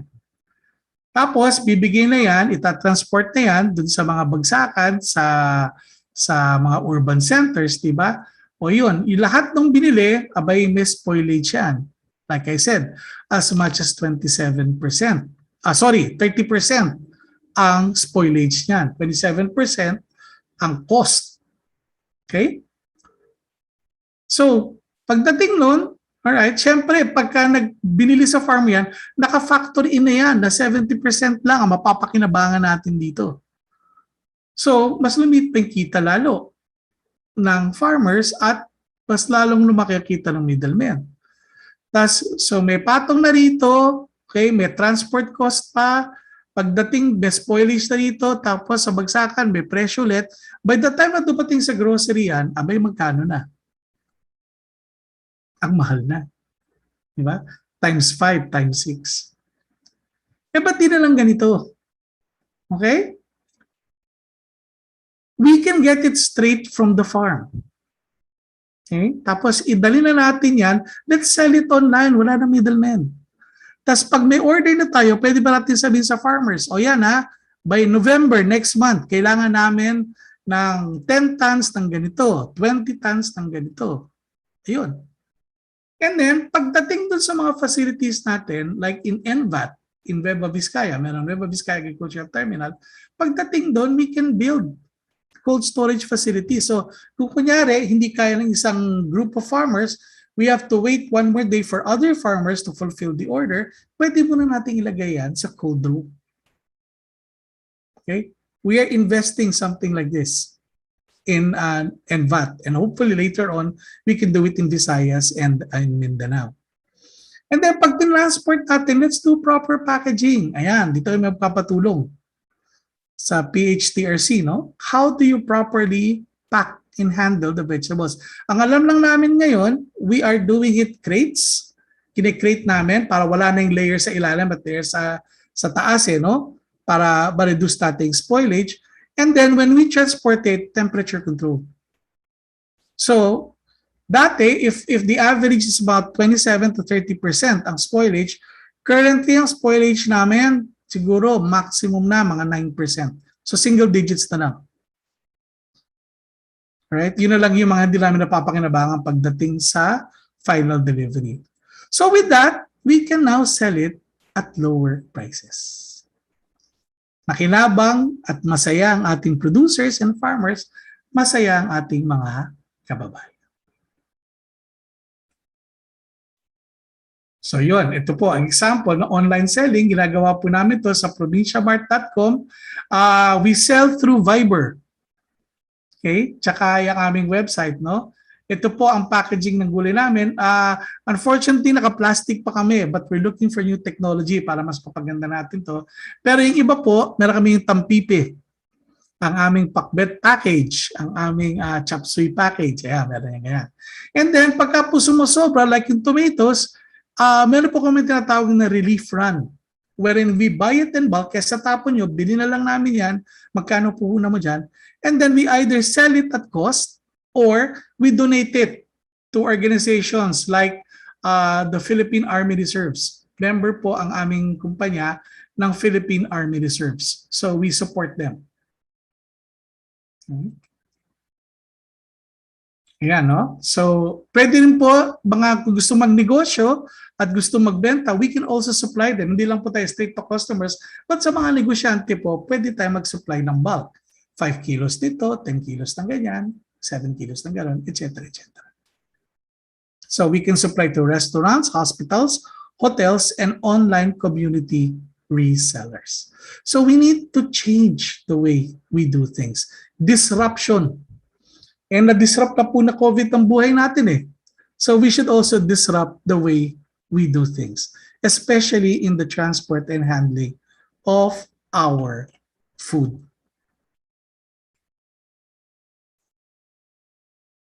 Yan lamang po. Thank you for listening and I'm open to questions. Salamat po. Maraming pong salamat, Mr. Pangan, for that very informative, insightful, and engaging presentation. Lahat-lahat na yata. That has been a very maganda presentation to start with. Okay. So again, we are now at the open forum session, but again, would like to remind everyone to post your questions at the Q&A section of Zoom or comment section if you're on Facebook and even YouTube. And again, we'd like to send a shout out to all the participants coming from Romblon, Palawan, Cagayan, Pangasinan, Bicol, Davao del Sur, Isabela, Oriental Mindoro, West Visayas, Negros Occidental, Maguindanao. Baka meron pa kaming hindi nabate. Kung saan man kayo nandun sa universe, mga ka-freshness, welcome. And siguro, umpisa na natin tong ating masigabong diskusyon. And in the meantime, may we call on our moderator, Dr. Edralina Serrano. Ma'am? Hello, good morning to everyone. And thank you so much, Mr. Pangan, for that very informative talk. More specifically about logistic and information technology related aspects in dealing with your business on fresh produce. As you know, based on our studies and assessments, the post-harvest system of the fresh produce supply chain in the Philippines has been shown to be the weakest link in the chain, and it's characterized by poor handling system, absence of temperature management in handling operations, poor transport infrastructure and facilities, the inappropriate packaging and storage during transport, the lack of information system during distribution and marketing, and the lack of awareness and proper post-harvest practices by stakeholders. True. Your talk is this morning is apt, no, in providing information about the innovations, scheme, or system that are in place to address some of the challenges besetting the fresh produce industry, specifically in this time of the pandemic. So, may alam mo, Mr. Pangan, I think you are from Pampanga, no? Yung father ko po, ako, fake ako Kapampangan eh. Okay. So, Kabalin. mga taga Pampanga, very business-minded eh. Opo. My husband is from Pampanga. And, Ay, kabalin. siya lang ata ang hindi business-minded na Kapampangan. Marinig kayo. But anyway, ugmang-ugma talaga yung iyong talk in addressing some or halos many of the problems that are visiting the fresh produce industry dito sa Pilipinas. And you have provided a very good insight as to yung level of losses during transport, no? And distribution of fresh produce. Ang ano nga namin, ang aming data on that is more than 30%. Wow. No? So mama pa pala. Oo. In fact, yung sa transportation ng cabbage to Metro Manila during time of parang tag-ulan, no, rainy season, where you have a lot of disease-causing organisms during transport, mainit na transportation system. It goes up to 90%. Sa totoo lang, because of the yung soft rat incidents. No? Okay, so I'm also, nung una sabi ko, ano kaya ang pwede naming itanong dito kay Mr. Pangan as to yung what are now the innovations and practices or scheme that are in place in your business so that these problems in the post-harvest system of produce ay ma-address. And I think you have provided us those data and information. And I'm glad that mayroong ganyan. Okay? Ang unang ang una kong nakita ay bakit yung information, yung collaborative undertaking ninyo with the different government agencies, hindi kasama ang agriculture when in fact you are dealing with agricultural produce. Actually, ano po, we are actually coordinating also kay Secretary Dare, no, ng Department of Agriculture. We have actually had several proposals. I think you will talk to them about yung Kadiwa, no. We actually even proposed to have yung parang rolling stores na hindi lang siya para magdala pero talagang converting, kasi we have a bus company na yung mismong consumer pwedeng umakyat dun sa bus at dun mamili. Meron po kaming coordination except that siguro kasi e-commerce so mas linya kay DTI. Kaya po mas ang coordination namin kay DTI kay DOST. But definitely we're talking also with the Department of Agriculture. Okay. So marami tayong tanong dito, Mr. Pangan. I just would like to read to you itong isang tanong dito. Nagde-deliver daw po ba kayo dito sa Mindanao? Okay. May delivery system po tayo sa Mindanao through our agents. Unfortunately, yung fresh produce coming. Kasi nag-aaral pa lang kami. Itong provinciamart.com actually started last year lang. So nag-aaral pa rin po kami, no? And how do we bring that technology to Mindanao? We've started by sending mga temperature control trucks already in Mindanao Ngayon, ang kailangan na lang namin mag-develop ng mga suppliers. The moment that we can get suppliers of fresh produce from Mindanao and we can distribute intra-Mindanao, I definitely po, those are in the plans that we're making right now. Antay lang po ng konti. Oo. Kasi very appropriate yung inyong system, yung temperature controlled system in transporting fresh produce dito sa Metro Manila or at the demand centers like Cebu or Metro Manila. So we actually had this is a handling trial on mangoes, making use of a refrigerated van from Davao to Manila. Pero nabulok yung mga mangga dahil sa siguro yung system ay hindi masyadong temperature controlled. No?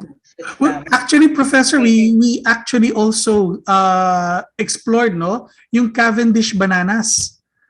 Also from from Davao, we tried it. Actually, successful kami. Nadala namin siya, yung bibili namin siya, there's a certain time na after harvest, kailangan ma-transport kagad. And then, meron kaming cold storage dito sa facility. So by the time na mabenta namin, okay pa siya There's still about na-preserve namin siguro at least mga 4 to 5 days shelf life pa Naging issue lang namin yung cost. Kasi we had to airlift it. So for that system to work, kailangan i-air natin. Pag in-air natin, patay na. Yung selling yung cost pa lang namin is mas mataas na sa selling. Kaya medyo pinag-aaralan pa. Back to the drawing board. Okay. Okay, thank you. Isa pa, ano po ang epekto sa inyo kagaya po ngayon, pandemic? Paano po kayo naapektuhan? Malaki po. Number one, yung business po namin actually contracted kasi marami sa amin mga customers ay mga fast food joints. Meron tayong mga cellphone manufacturers. Syempre, non-essential yung mga yon. Yung fast food, malaki nawala sa kanila kasi nawala yung dine-in. So, nag-reduce yung volume. Although yung medicines, yung distribution namin ng medicines ay lumaki. Okay? But again, ang impact overall, nakita naman natin yung ating economic indicators. The economy contracted for the first time in how many years. So medyo malaki po naging effect sa amin. The good news though is that because of the pandemic, nabuksan po namin, nasimulan namin yung provinciamart.com, Kasi nga, nakakapagbenta na kami ng gulay online, meron ng demand. We were trying to find a way, how are we going to start this? Nagkaroon kami ng demand bigla because of the pandemic. So ang pandemic po natin, meron siyang negative effects, a lot of negative effects, but meron din po siya mga silver linings every now and then. Mr. Pangan, mayroon ba kayong parang commissary by which you do all of this packaging para ma-distribute? Apo, ngayon po, yung highland vegetables namin, sinosource po namin yan from the Nueva Vizcaya Agricultural Terminal. Meron po kaming office doon at doon po, kinukuha namin ng bulk yung vegetables, tapos nire-repack namin. According to, kunyari, meron kami mga bundle 1, we call bundle 1, bundle 2. Yung bundle 1, puro highland vegetables, cauliflower, carrots, etc. Yung pong bundle 2, yung everyday vegetables, mga lowland. Meron din po kaming another parang station in Sariaya, Quezon, in Nueva Ecija for the lowland vegetables. So, pagka po, let's say for example, katulad niya, nagkabagyo, apektado Nueva Ecija station namin, kumukuha ko kami sa Sariaya. Yung highland talaga ang medyo may challenge tayo kasi usually yan dapat nasa bundok So pag nag-shutdown ng Benguet, medyo nahihirapan kami mag-source. But we're looking at a source, I forgot the name of this town in Nueva Vizcaya, na just before Benguet Yung po, kine-explore namin yun to become another source of our vegetables. Okay. Corollary to that, do you make use of the bagsakan areas that have been established by the Department of Agriculture throughout the Philippines? Meron po. Yung actually NVAT is actually recognized by the DA tsaka nung provincial government of Nueva Vizcaya. At the same time, yung pong some of the vegetables we source, we also get it from, yung sa Sariaya, Quezon po, that's also identified as a bagsakan. Yung sa Sariaya, DA ang nag-establish niyan eh. Yes po. But it is being managed by a cooperative. Yes, apo. Yung NVAT actually po, cooperative din yun. Technically, it's a private company. Kaya maganda yung ano. What about the one in Baguio? Yung sa nandun sa VSU compound. Sa Baguio po kasi, actually, yung pong we're consolidating everything in Nueva Vizcaya eh. So technically, yung pong buyers namin, we're exploring about getting it straight from the Benguet terminal, no? Meron din po na kaming trucks na going there. But sa ngayon po kasi, it makes economic sense for us to consolidate everything in NVAT. Okay. Kasi from Benguet, it's like an hour and a half lang eh. From Baguio. From Baguio po, yes. Okay. So, ang isa pang tanong, Mr. Pangan is, sabi, may data po ba on the price rate kayo sa mga goods from Mindanao to Manila this year? Actually, that's one of the challenges that we have. No, we've been asking for data, no, from the DA, from the DTI, and other sources. Actually, medyo hirap po kami ng konti. So what we do, we have our own set of researchers that kind of collate what data we have, and then weekly po meron kaming comparative. So ito po yung source, ito ang kanilang prices, and then ko-compare po namin yan with yung pong current selling price. Tapos yun, nag-a-adjust po kami, and also yung cost namin, acquisition cost, tinitignan po namin yan. Okay. Another question, marami ito Hello. Sir, good day po. You mentioned earlier na yung mga labis na harvest ng fruit and vegetables ay tinatapon na kapag pwede naman po itong dalahin sa mga food processing house or industry to process as a new product like in tomato or tomato paste or anything para maibenta at mapakinabangan. I would like to make it clear. Thank you. Yes, totally agree.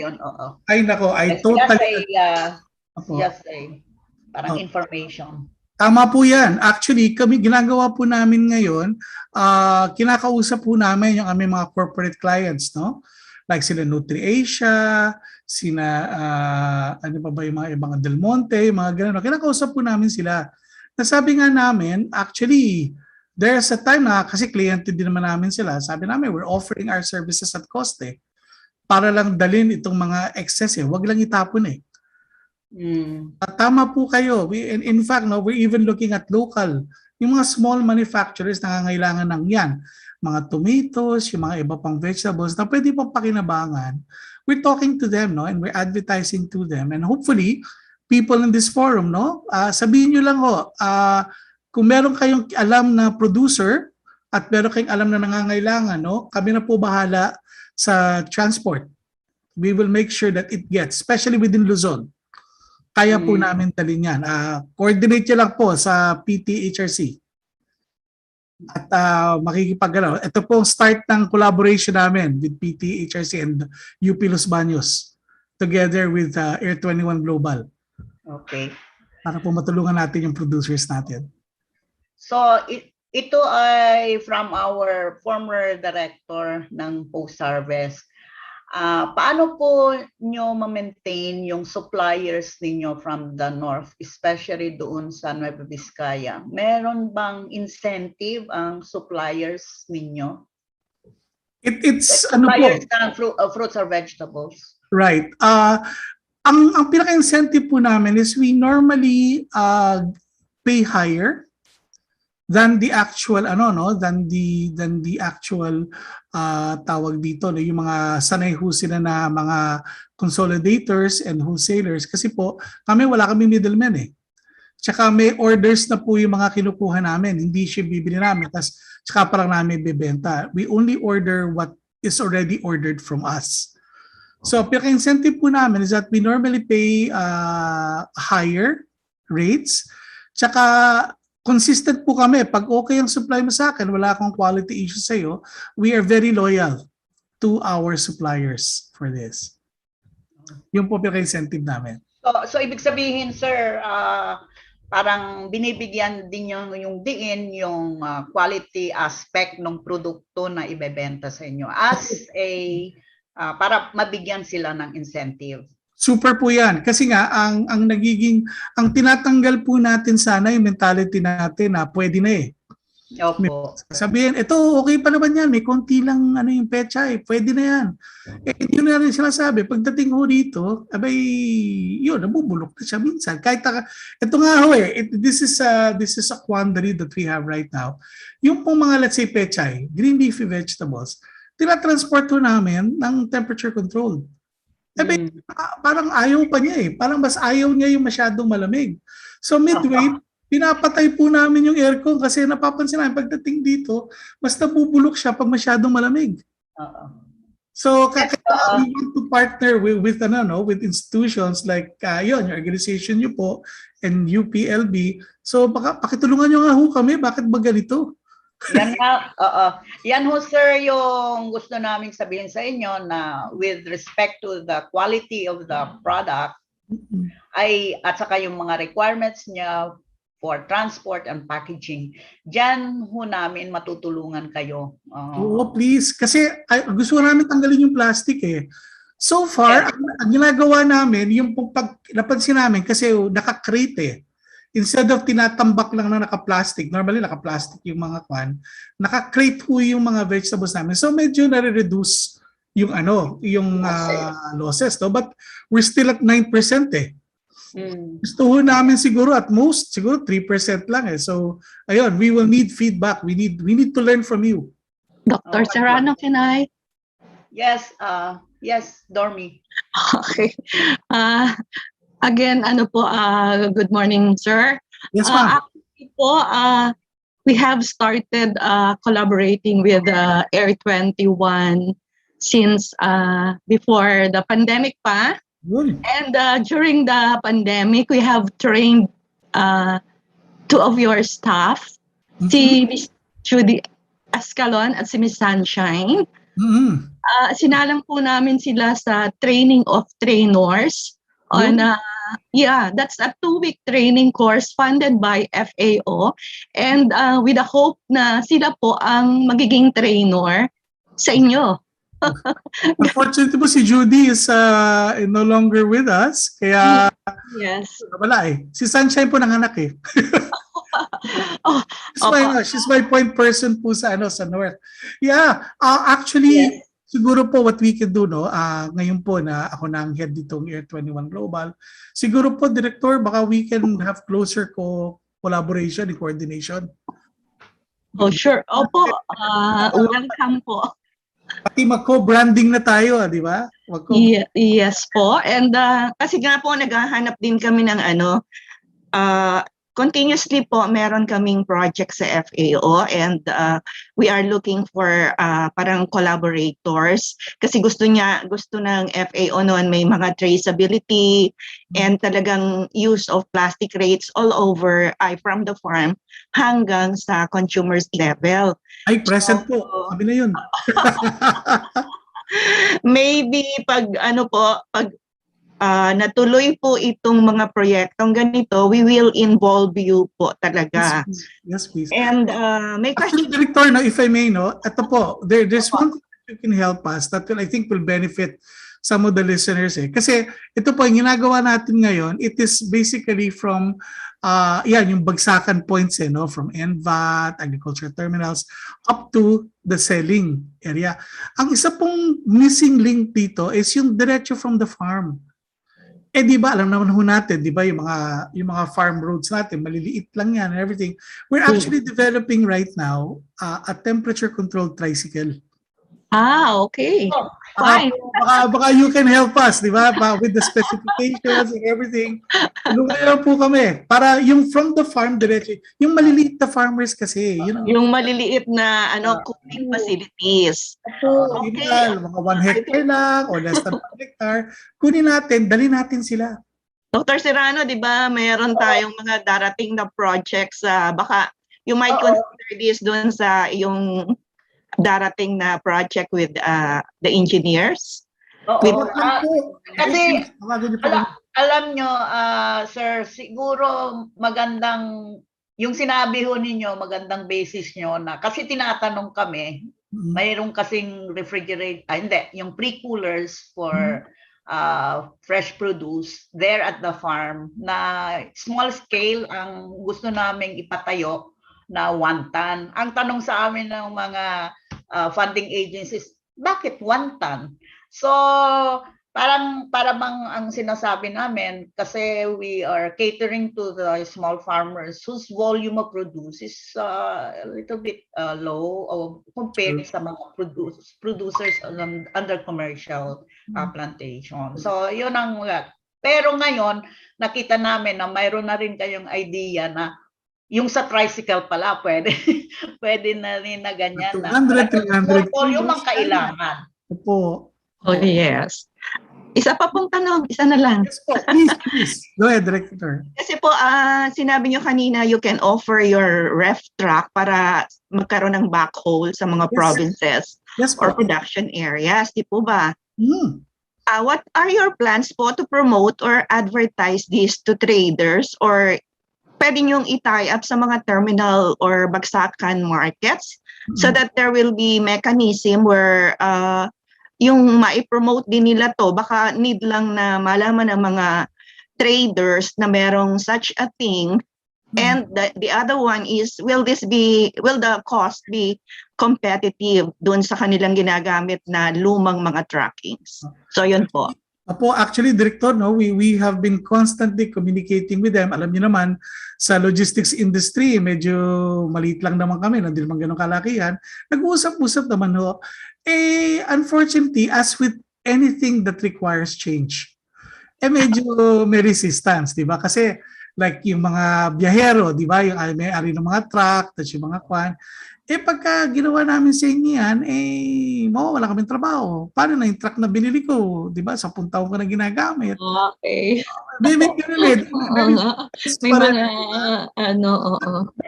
well, ika nga ho, di ba? Ang ating parang pag-aasa natin is the fact that ito nga, pandemic na nga di ba? Ano yung next normal natin So hopefully, the ideas that I presented, mas katanggap-tanggap na ngayon in the next normal scenario. We need to do this to survive di ba? Yung message ng ating mga kasamahan sa industriya. Okay, sir. Baka lang kasi kailangan nila yung cost-benefit analysis kasi yung mga trackings nila supposedly malaki na yung maintenance and di ba?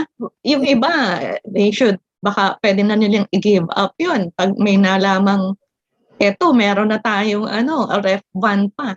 Kasi pwede naman nilang patungan yung rate namin sa sobrang baba Kikita pa rin sila But they have to realize it's a new way of doing things. Okay. Like asking people na instead of may pwesto ka sa palengke, magbenta ka online. Kaya medyo, teka muna, hindi ko kabisado yan parang gano'n. So, that's why we want to partner with institutions like you. Kasi po, meron kayong credibility di ba? Coming from the academe and the research industry, di ba? You can present data sasabihin, pag ako nagsalita, sabihin niya, gusto mo lang kumita Samantalang pagka kayo, at least kahit paano, alam nyo, this is science. And this is why we can do things better. Yan po yung social aspect po talaga yung pinakamahirap i-solve dito sa problema ng ating industriya. Ano po. Pero I think we can work it out at meron namang mga new entrepreneurs na ngayon, ano na po ngayon mga bata. Yes, yung mga kabataan. Yan na lang. Yes. Usapin natin. Opo, yan po. So, mapagtutulungan natin yan, sir. Thank you po. Thank you po. Okay, so ito naman ay yung tungkol doon sa master plan na natukoy ninyo, Mr. Pangan. Yes po. So sabi dito, what is the best master plan for farm to market produce facilitation, and why not give these ideas to our government agencies? We did. You did? You did already. Sinabi na po namin, hindi po nagkulang. Ay yung boss ko po kagaya, he worked for the government, di ba? Na nung nasa customs po siya, we met with so many government agencies. Marami po kaming ideas. We offered to help. To the extent na, sige na, sabi nga ng ni Mr. Lina sa akin, Ben, kahit malugi tayo na konti, sige na muna, but just to prove a point. Yung mga proof of concept hindi ho lahat nakikinig Yun na po. Can I just leave it at that? Hindi po lahat nakikinig Marami po kaming mga kaibigan sa gobyerno na welcome yung mga ideas namin. In fact, kagaya po yan sa DTI, kami po ang nag-host ng kanilang site para sa premium brand, yung Marahuyo, di ba? So meron po talagang mga the people that we work with are the people who listen to us. Kasi matagal na po kami dito, 40 years na kami dito sa industriyan to lahat nakikinig. So palagay ninyo, sir, ano yung rason or constraint kung bakit hindi mabili-bili ng mga taga-government agencies yung pinopromote nyo yung idea ng master plan? Ano yung constraint yan? Parang sasabihin to lang, hindi ako magiging sabihin naman po natin na as with anything kagaya na ng sabi ko kay Director kanina, anything that requires change needs time. Siguro, panahon lang po talaga, weather lang. Makakailangan lang po natin ng konting panahon para makita nila ang kung yung the research that you guys do, our experiences. Pagka pinagsama natin yan, then we can come up with when we say master plan lang naman, guys, I mean, ang point lang ho namin, hindi naman na, eksperto ako, sundan nyo ako, hindi lang idea ko Ang kailangan lang ho natin, may idea si Department of Transportation, may idea si Department of Agriculture, may idea si DTI, and then yung mga local governments, kailangan lang po yung magtatahi-tahi. Di ba? Somebody na, ito, kolektado natin dito, kolektado dito. And then, ilatag natin. And then, let's have a multi-sectoral or multi-departmental cooperation. And I think institutions like yung PHTRC and the UPLB are the best people to do this. Kasi, kung makasana, wala kayong selfish interest sabihin pa namin, vested interest, negosyo kayo Mas maganda kayo mag-present yan. But si Dr. Sigena ata may yung sasabihin yung former director namin. Yes po. Una muna gusto magpasalamat kay Mr. Pangan. Yun nga, napaka-insightful. And sana nga matuloy itong mga partnership. Yun nga yung isang tanong ko kanina, relation dito sa bakit nga ba napakahirap pakinggan itong mga innovations na gusto nating mangyari, science-based, pero naman tayong data to show. Sa palagay niyo po ba, gobyerno ang dapat mag-lead o magtahi-tahi noon? O sa private sector? Ano po ba, sir? Minsan naguguluhan din kung ano ba, ang dami na nating nailatag, pakadami ng roadmap, kada bagong ng gobyerno, may bagong roadmap, wala naman nababago, wala naman bagong road. Ideally po kasi, Director, talaga pong, actually, it cannot be just one entity Kailangan po talaga, it's multi-sectoral, multi-departmental cooperation. Kasi si gobyerno, kailangan mo nilang makinig kasi they make the policy eh. And they're the ones who will say, this is what we will do moving forward. So kailangan natin gobyerno dyan. Kami ho, sa private sector, somebody has to say, sige, subukan natin. Kami, that's what we're doing now, no? Sa totoo lang po, hindi kami kumikita masyado ngayon, napakaliit. We're barely breaking even sa kumpanya ko, but we do it because we want to prove a point that it can be done eh. All right? So somebody from the private sector has to also do it. And then we need people like you, although you are technically government kasi UPLB, but since na hindi naman kayo nasa line function, you do research, you do science, you have to be able to provide the data. Is it working or not? How do we make it work? In theory, then we can supply you with the data in actual practice. Then you can either verify, tama ba yung theories nyo, or do we need to make adjustments? So tulong-tulong po tayo, hindi pwedeng gobyerno lang, hindi pwedeng private sector lang, hindi po pwedeng academe lang eh. Dapat po talaga kapit-kapit kamay tayo eh. O sige sir, simula ngayon, kapit basic na tayo. Hindi ko tama basic pa. Ano. Oo na tayo bukas. Marami po kasi sana yun nga marami nakinig ngayon at sana nga yung kanya may sana meron ding taga-policy. Sa policy ba sa DA, Dr. Serrano, na mapaglatagan natin ng dapat we should really innovate for change, no? Yun nga, hindi madali. No, unti-unti, sabi mo nga, sir. Tsaka danas din namin po yan sa post-harvest, yung pong pagtulong sa mga cooperative, yung direct marketing. Kasi lagi nila reklamo, yan, tanggalin na yung middleman na yan. Yan lang naman ang nakikinabang. Pero pag sasabihin po namin, ito po ang pwede natin gawin, nag-trial po kami na direct linkage doon sa buyer. Tapos, sorry to say, nag-pole vault po yung kausap naming producer. Pahiya po talaga kami doon sa mga kausap namin. Yung mga social dimensions po nitong mga improvements na gusto natin mangyari, yun po ang mga isang aspeto na tinitingnan din po natin sa ating pag-introduce ng innovations. And sana nga, hopefully ito mga natutunan natin lalo sa pandemyang ito, na kailangan talaga pala may change. We will now be living in a new normal. Kasali po itong mga gusto nating mangyaring improvements sa post-production system ng fresh produce. Pwede naman po eh, di ba, Director? Kailangan lang subukan eh. And I'm already pledging the support of Air 21 Global. Wow. Thank you. Kailangan po namin kayo eh. Kasi uhaw din po kami sa data eh. Tsaka sa kaya I really, yun nga, well, at least nagsimula na tayo, no? Yung training ni Judy tsaka ni Sunshine. Let's extend po sana. Actually, this time I want to bring in, since I'm also part of Air 21, yun pong mismong mga couriers namin. At kung nagpipick up, no, hindi lang po tayo sa I will involve po yung Academy for Developmental Learning in Logistics.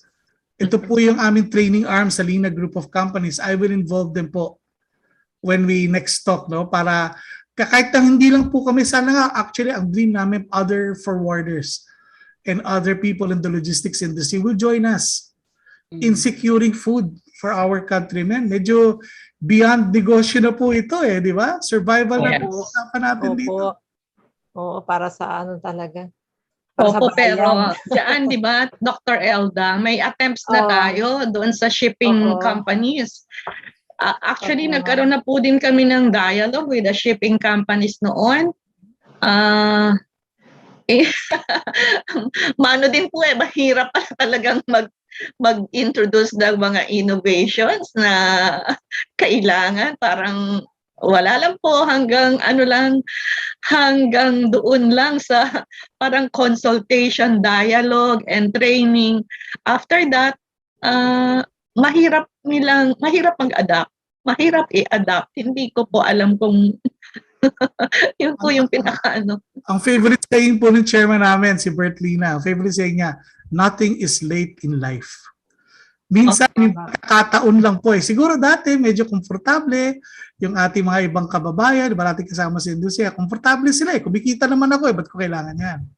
Ngayon, di ba? Medyo natin bumangon eh. Baka ngayon po, baka pagkakataon lang. So, subukan natin ulit. Kasama niyo po kami. Po. Tama ka, sir. Kasi lalo ngayon na parang yung ating supply chain na traditional pero nababago na, parang may nagiging modern na kasi lalo na pag nagsulputan yung mga malalaki, yung mga supermarkets, hypermarts, mga ganyan. Na-realize nila na hindi pala ako dapat umakto mag-isa lang ako. Dapat pala kapartner ko itong mga ito. Yung mga logistics Po, provider, mga ganyan. it doesn't make sense eh. How can imported products be cheaper than locally produced? Yun nga eh. Imposible, di ba? Talagang siguro kahit ako, I'm from the academy, I teach also sa Lasal, no? There's certain things na, teka, how can that be? Ayun, di ba? Nakita natin dito recent issue natin with pork. Di ba? Bakit binibili ng 180? Bakit binibenta ng 300? Eh, yung mga nasa gitna eh. Yun ang kumikita. Sige, pagtanungan po natin. Okay po. Sir, wala kayong yung sa export market. That is our next step. Ang maganda po kasi the fact that we are online, ang marketplace po natin ay online, it can be accessed. Ang next phase po namin sa Provincia Mart is that magkakaroon po kami na tinatawag naming wholesaler portal. Sa ano po kasi, ang model namin dito is that in Europe, yung pong flowers, di ba? Cut flowers, tulips, roses. Sa Alsmeer, I think this is in the Netherlands or in Switzerland, lahat po ng producers, they put their products online. Tapos ako, kunyari, I'm in Canada or I'm in the US, I go online, tas I will bid.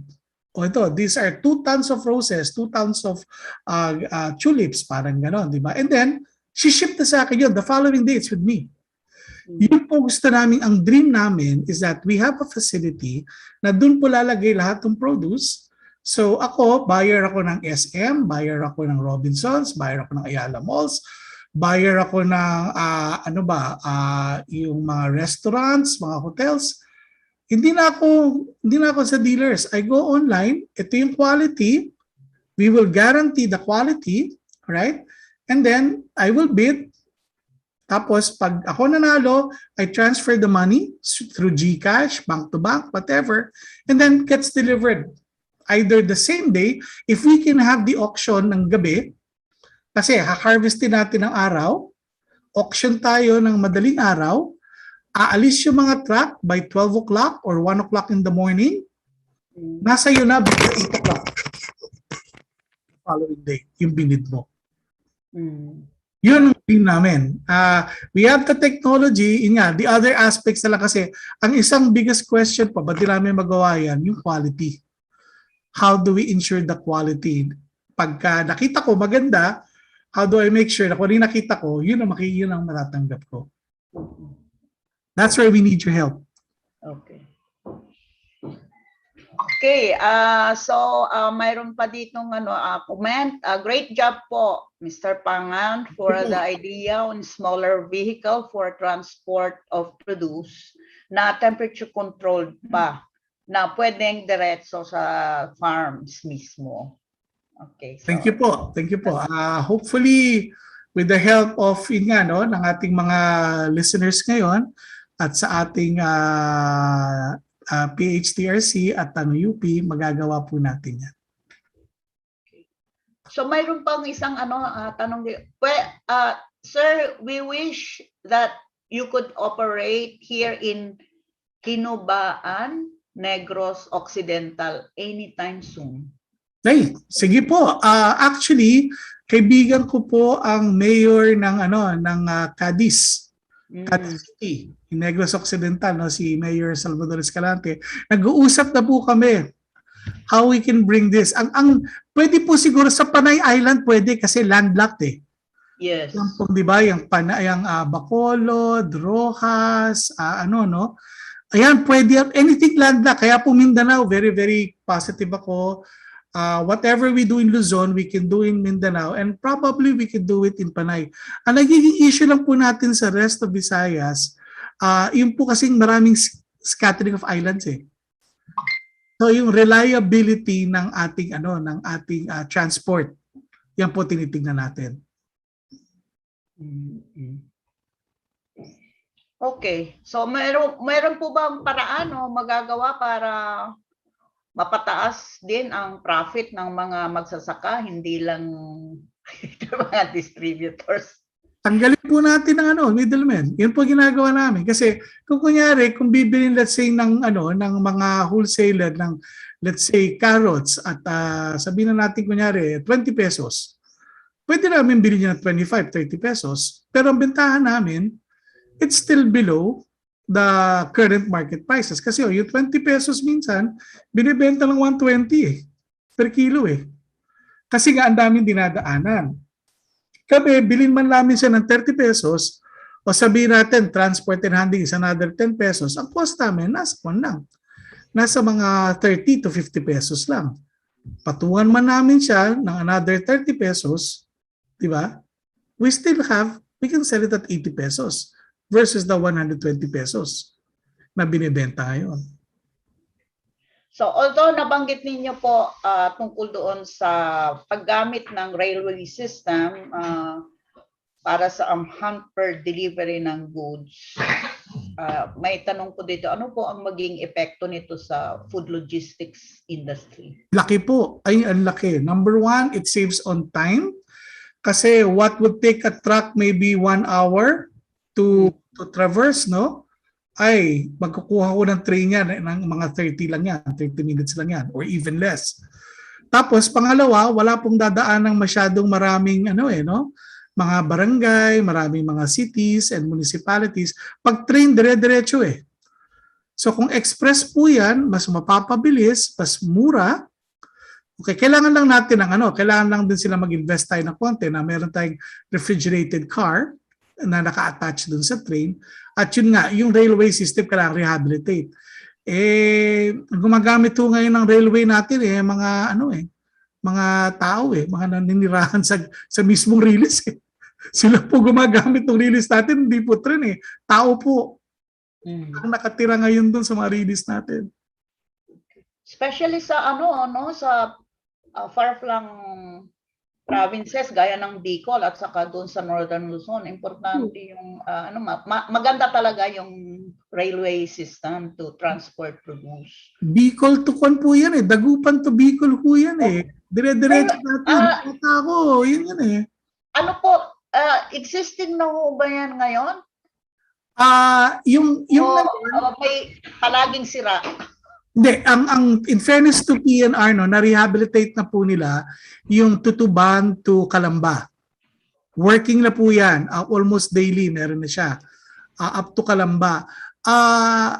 Ang naging problema po yata, as far as we know, when we were talking to si Secretary Tugade, yung pong mga release ninakaw Hindi ko malaman paano na nagawa yun, but yung dating mga release, yung mga bakal noon, natanggal nila at ninakaw. So, to rehabilitate that will take about a few billions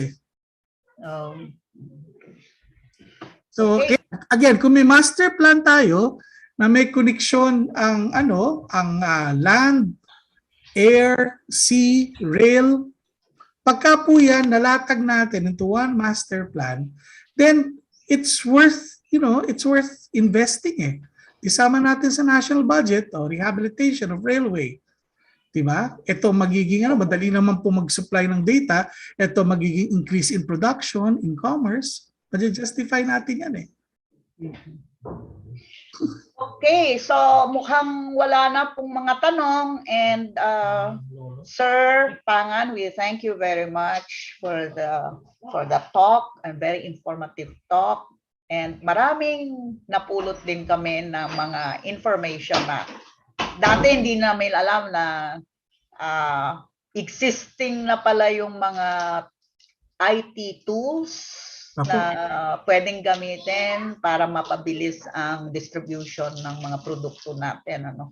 So we thank you very much and we hope for further cooperation and collaboration with you. Thank you. Maraming salamat po again for inviting me. Sa lahat po ng mga nakinig, maraming salamat. Nagtiyaga kayo ng konti, spending your morning with us here. If you need to contact us, if you need to get further information, punta lang po tayo sa air21.com or sa provinciamart.com. Medyo may konting problema kami sa ano, no? Sa aming website. Medyo naka-down siya ngayon. But just in case po, no, dito lang po, get in touch with PHTRC and UP Los Baños. Sila na po ang bahalang kumontak sa atin because yun po, I'm looking forward to much closer and better cooperation with this institution. Maraming salamat po. God bless you. Maraming salamat po. That has been a very, anong tawag natin dyan? Again, napakagaganda na naman ng umaga. Napaka-inspiring and yung collaboration, that's the name of the game. Collaboration and cooperation. I think with the pandemic, may mga negativities pero ang lumabas dito yung the need for every one of us to really cooperate so that makakatawid tayo doon sa tinatawag na next normal, no? So at this point, we would like to thank our speaker, Mr. Pangan, for sparing us his valuable time, and we would like to virtually hand over the certificate. Ayaw pa nila magbigay ng certificate. Mag-photo op daw muna tayo, sir. So may we request everyone in the panel to please turn on your cameras for a photo op.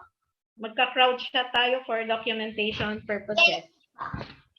Give us your sweetest smiles. Okay, sino ang ating docu?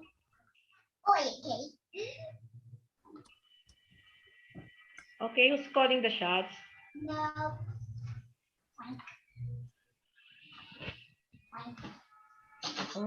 Okay. Rhoda, ikaw ba? Give us Okay a na? cue. Sabi mo kung tapos na. Hindi, sabihin mo rin kung ngingiti na, yung pala tapos na. Okay po. 1, 2, 3, smile po. Okay na po. Thank you. Okay, thank you, Thank you. everyone. Hindi pa natatapos. Ibigay natin ngayon yung certificate to Mr. Pangan. So, may we... Okay. I'll read the citation. The Post-Harvest Horticulture Training and Research Center of the College of Agriculture and Food Science, University of the Philippines, Los Baños, present the Certificate of Appreciation to Mr. Ruben Pangan for, lumabo yata yung ano Okay, for sharing with us his valuable insights during this 44th anniversary webinar, special edition of PHTRC Fresh Talks, episode 4, with the theme Perspectives, Challenges, and Opportunities in the Post-Harvest Handling of Fresh Produce During the Pandemic, given this 20th day of October 2021 at PHTRC CAPS UP Los Baños, Laguna, signed Dr. Del Carmen, and ano ba yan? Panay alabas ng palabas ang Q&A. Ano ba yan? Wait lang po, pasensya na po, ganyan po talaga sa showbiz. And din nag-visit, okay? So, let's give Mr. Pangan a virtual round of applause. Pero pwede na tayo maganyanan, okay? Thank you so much po. Pagka meron pong humihingi ng copy ng presentation, please get in touch with PHTRC. Sa inyo na lang, no, Ms. Deng? Yes, okay po, may recording. And besides, maybe we would like to inform everyone that you can watch this again at Facebook and at YouTube. So, Saka nilagay ko po yung email address ko pag meron po mga ibang katanungan, suggestions, or whatever. Nandiyan po sa chat yung aking email address. Okay, so please check the chat box for the email address of Mr. Pangan. And then, may we call on now a former PHTRC Director, Dr. Elda Esguera, to bring today's program to a close. Dr. Esguera. Okay, so we are now through with episode 4 of the PHTRC's Fresh Talks webinar series on perspectives, challenges, and opportunities in the handling of fresh produce during the pandemic.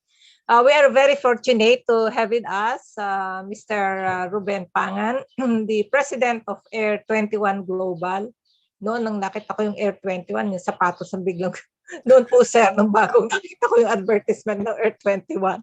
And then when we met, yun nga si Miss Judith, 2019 pa yata yun. Oh, ito pala yung logistics and provider, and then going into this distribution ng fresh produce, no?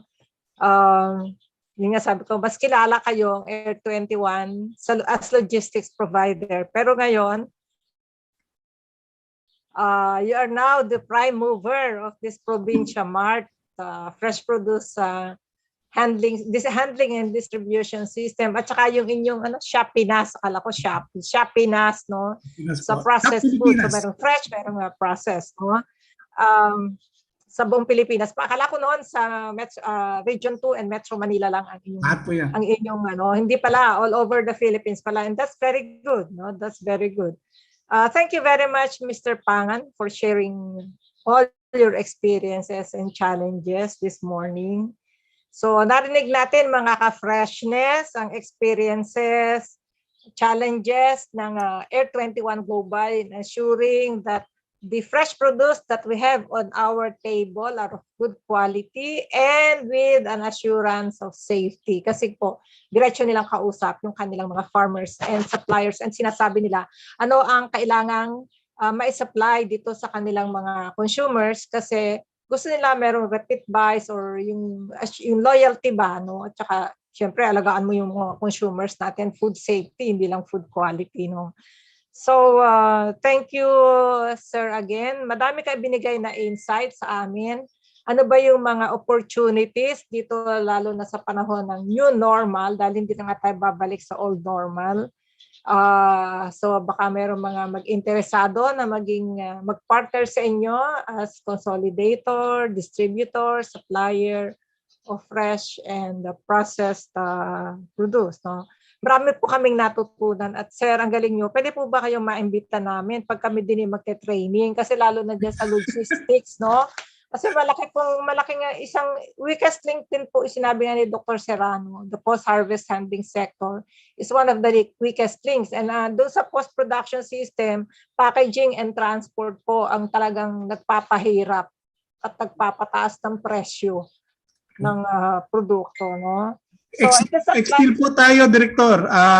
I will lecture on logistics. Turuan nyo kami mag-handle ng gulay. Opo, yun lang pala naman, sir. Sige, okay. So, in the supply chain po kasi, tawag yung value chain, mga nababago yung terminologies, but essentially it's the same, no? Supplying what the consumer needs, no? So, kailangan kasi merong champion. Yung po ang natutunan namin doon sa partner naming agribusiness professor sa Australia, no? Na nagpapadala ng mga estudyante dito sa Pilipinas. There should be a champion na siyang magli-lead, no, doon sa supply chain, no? And that for the chain to be effective, efficient, and ang isang importante, all the players in the supply chain benefit from the improvements in the chain. Yun nga, sabi nyo, meron kayong regular supplier and they get a higher price, no? For supplying you the produce that they want, the consumers want, no? So kailangan po namin kayo, ang Air 21 na partner, hindi lang po ng post-harvest, ng buong industry ng fresh produce or agriculture industry, no? So salamat ulit, no, Sir Pangan.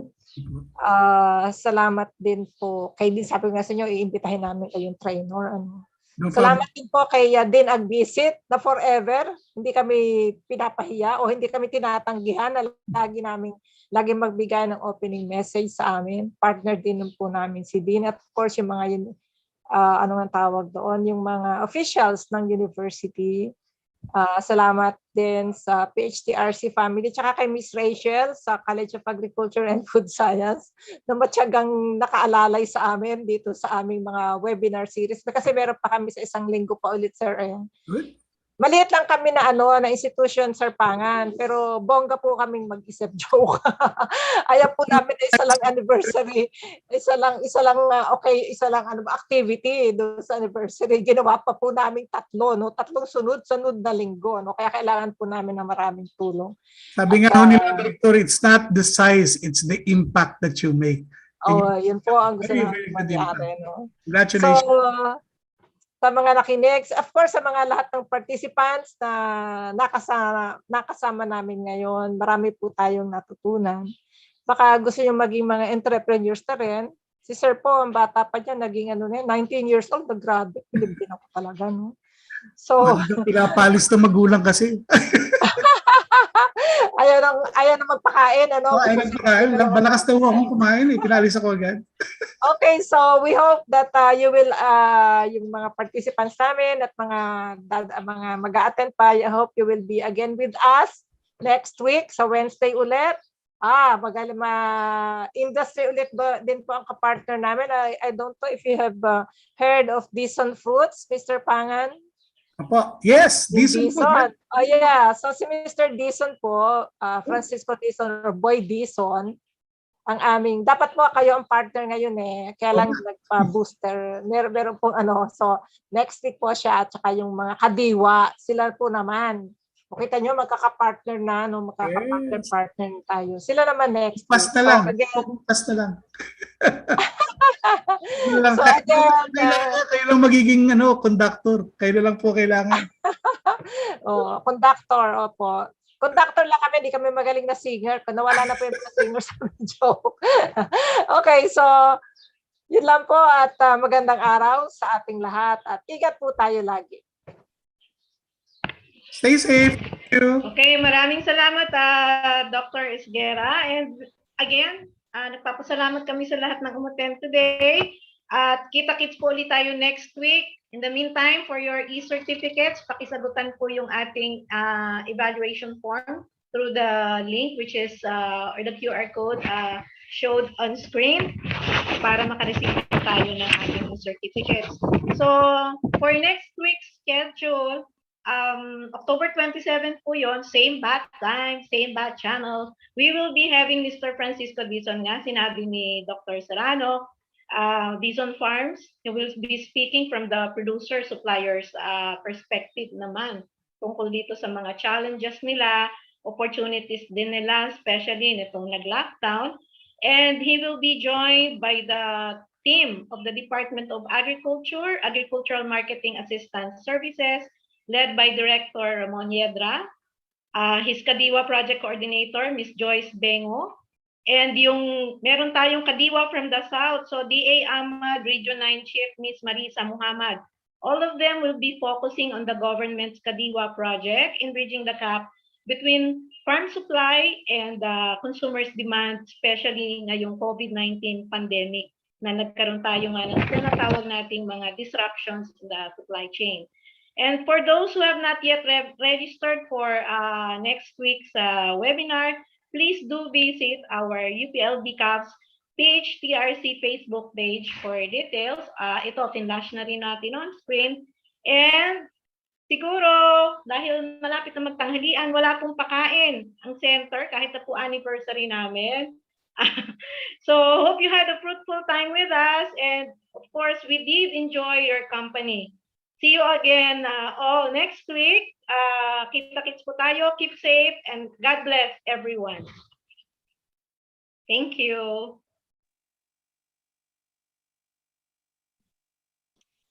Congratulations, everyone. Miss Deng and the whole team of PHTRC. Oo nga, congrats. Dami nag-attend ngayon, Happy anniversary! Ma'am Rachel, naka-live po. Natin. Naka-live pa tayo raw.